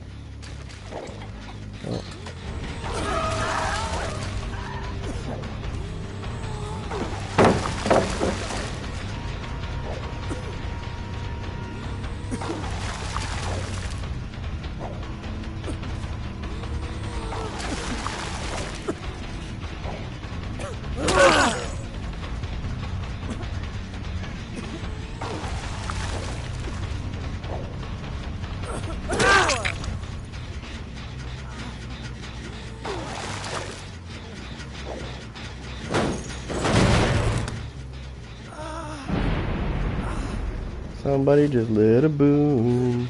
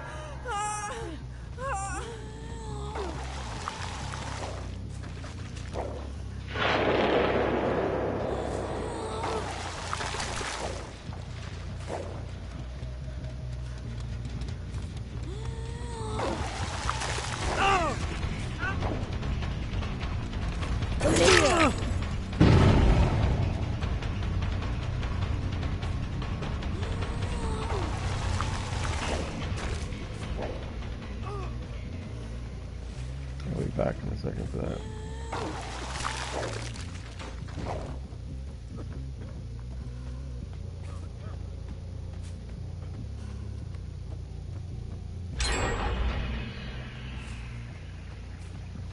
Hold on.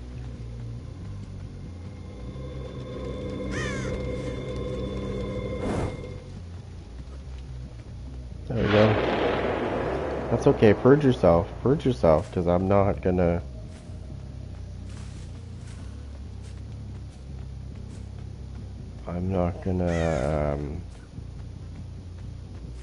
cleanse those pools. Told you they were gonna do these gens fast, didn't I? They've already done 3 gens. We haven't even been playing 5 minutes. I think maybe 5 minutes.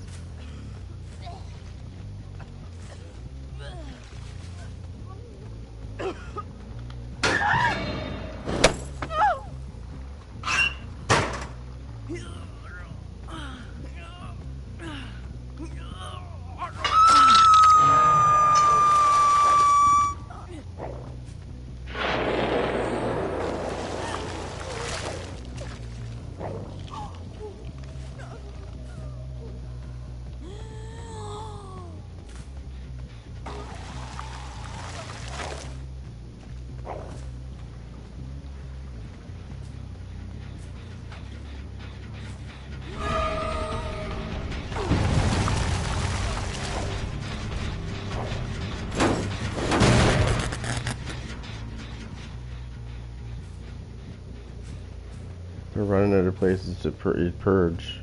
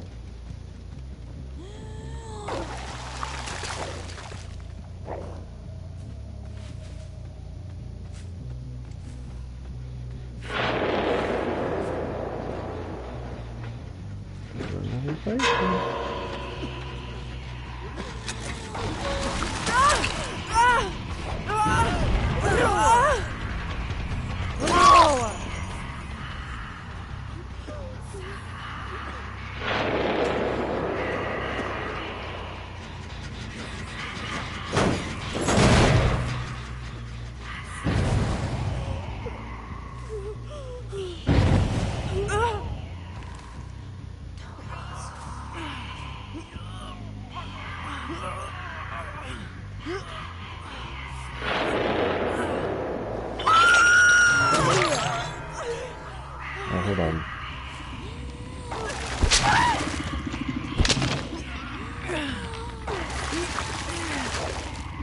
I'm just waiting for this to hurry up.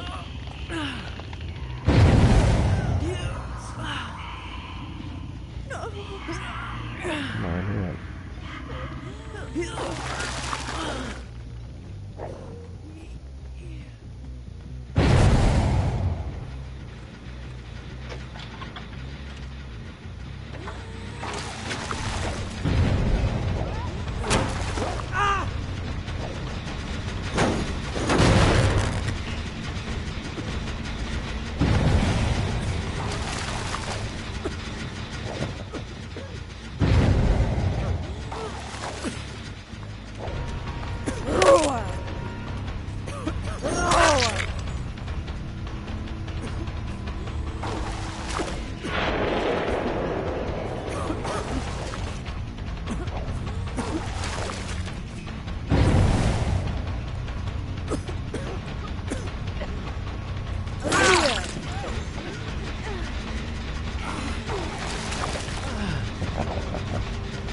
Okay, where's there a hook? Our friend here needs to go to one.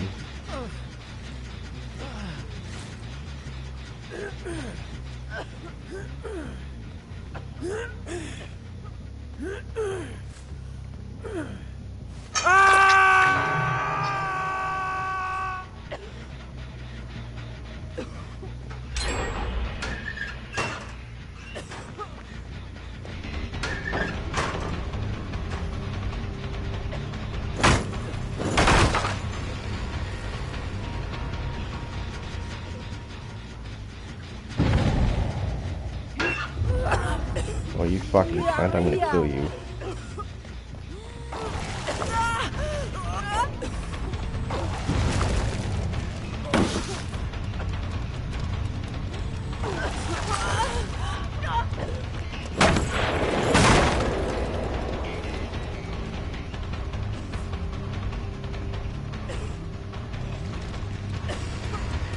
So fast.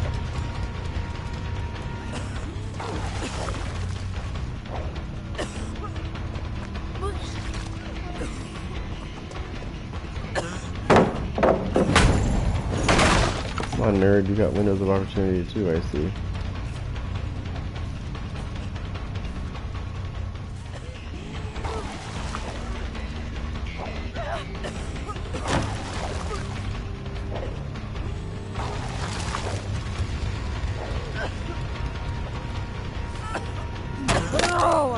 Oh, you fucking cunt.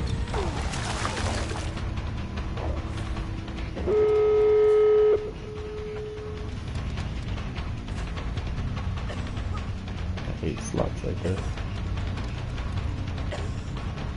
Dude, you're not fucking running that fast, you fat fucking bitch. Especially when you're injured. Come on, you fucking whore!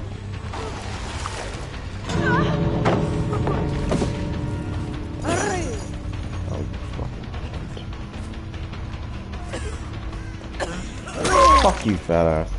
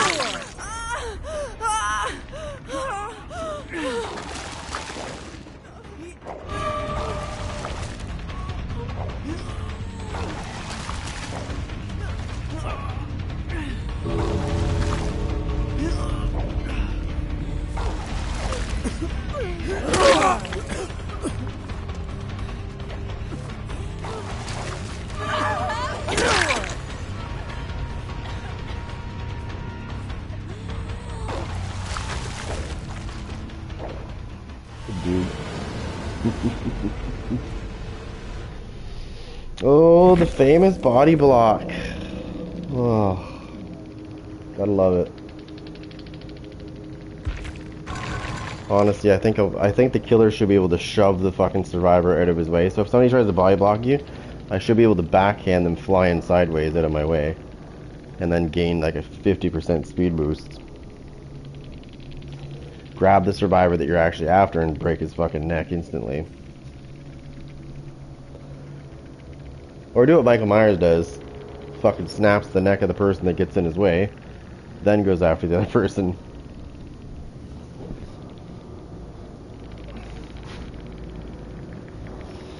Ah, it's fucking stupid. It's stupid how they can body block you and it's okay.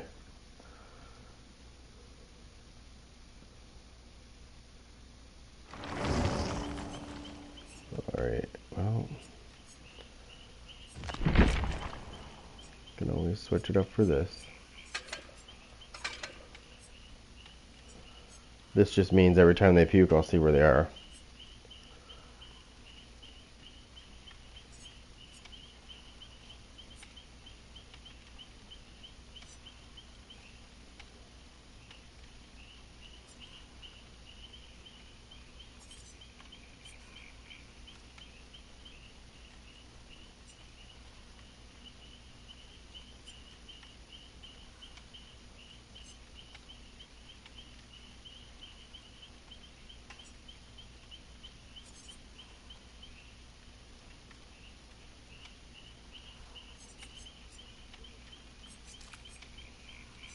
Mea Fahung Dingir Okura.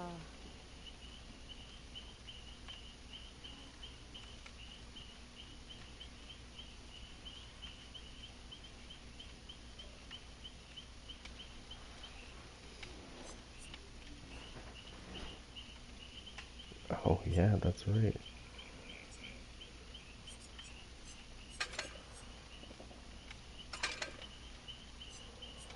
I could do that, and I could also do, where's the other one?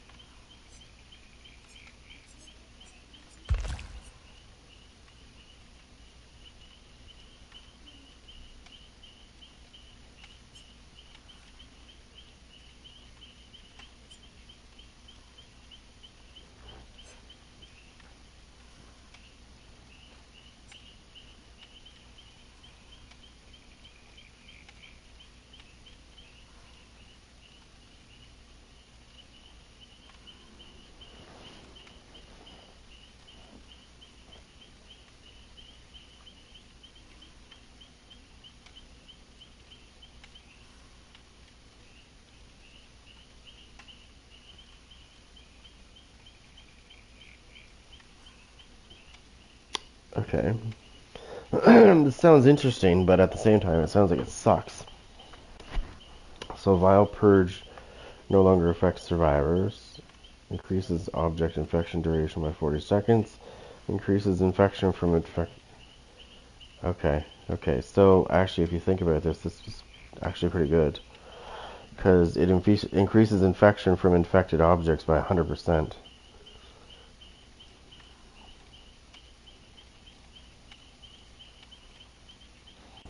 Let's run with that for once. Hold on.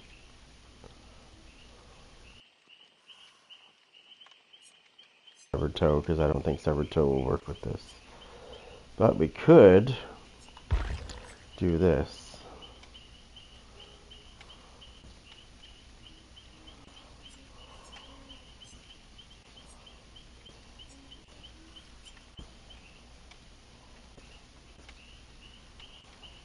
I think it's this one right here.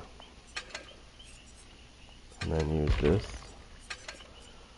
So when I puke on them, it's not going to infect them, but when I puke on objects, and they touch those objects, the infection is going to be 100%.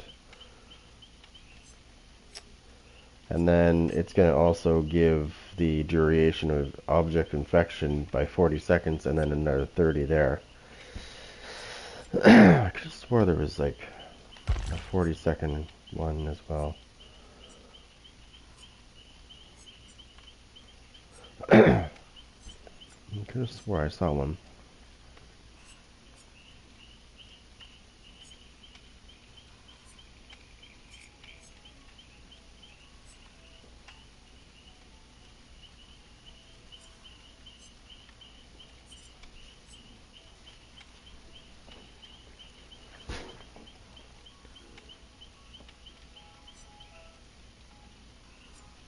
Oh, maybe not. We're gonna roll with this. Yeah, we're gonna roll with this.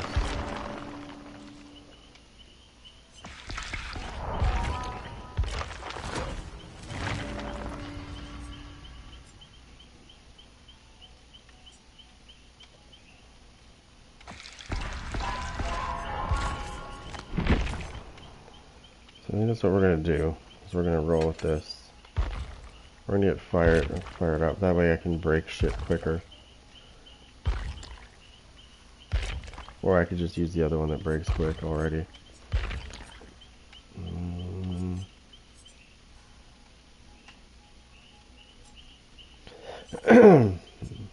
Where is it?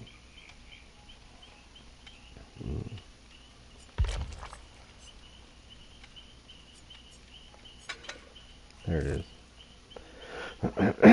Alright, let's see how this works. If I puke on somebody, it's not gonna infect them, right? If I'm reading that correctly. However, if I go puke on generators and they start messing with those generators, they're gonna get infected by those.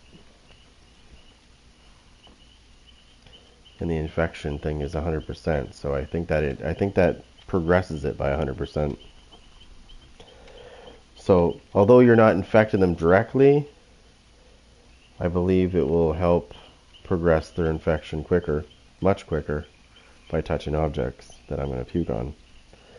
And believe me, that's walls, windows, pallets, generators, hooks, lockers, lots of places you can puke on. But it's at the same time, when I puke on an object, it's gonna, I think it gets 30 seconds already. So think about this for a second. So you already get 30 seconds for naturally puking on something. I think it's about 30 seconds. I'm pretty sure it is. Okay, and then I'm using this, which gives me another 40 seconds, and then I'm using the other one that gives me another 30. Okay, so that's 100 seconds of object infection duration. So I should be able to infect people pretty good.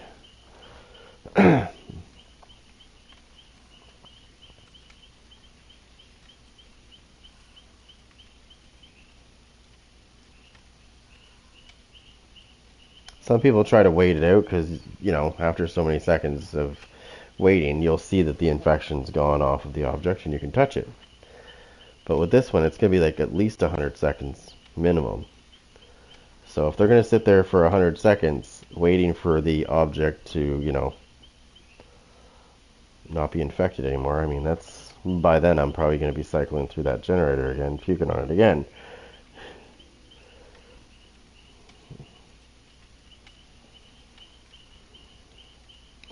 I wish I could get lobbies. I really do. I wish I could get lobbies that are like my skill level. Which is, I'm not. The problem is I get put into lobbies where they're fucking usually pretty sweaty.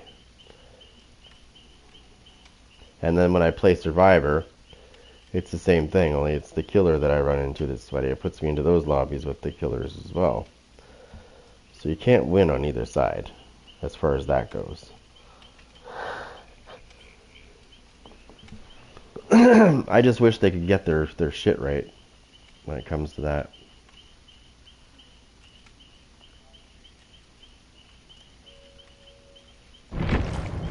Actually, I just saw somebody that's on right now. Hold on. I think he's with people already. Hold on, let me see.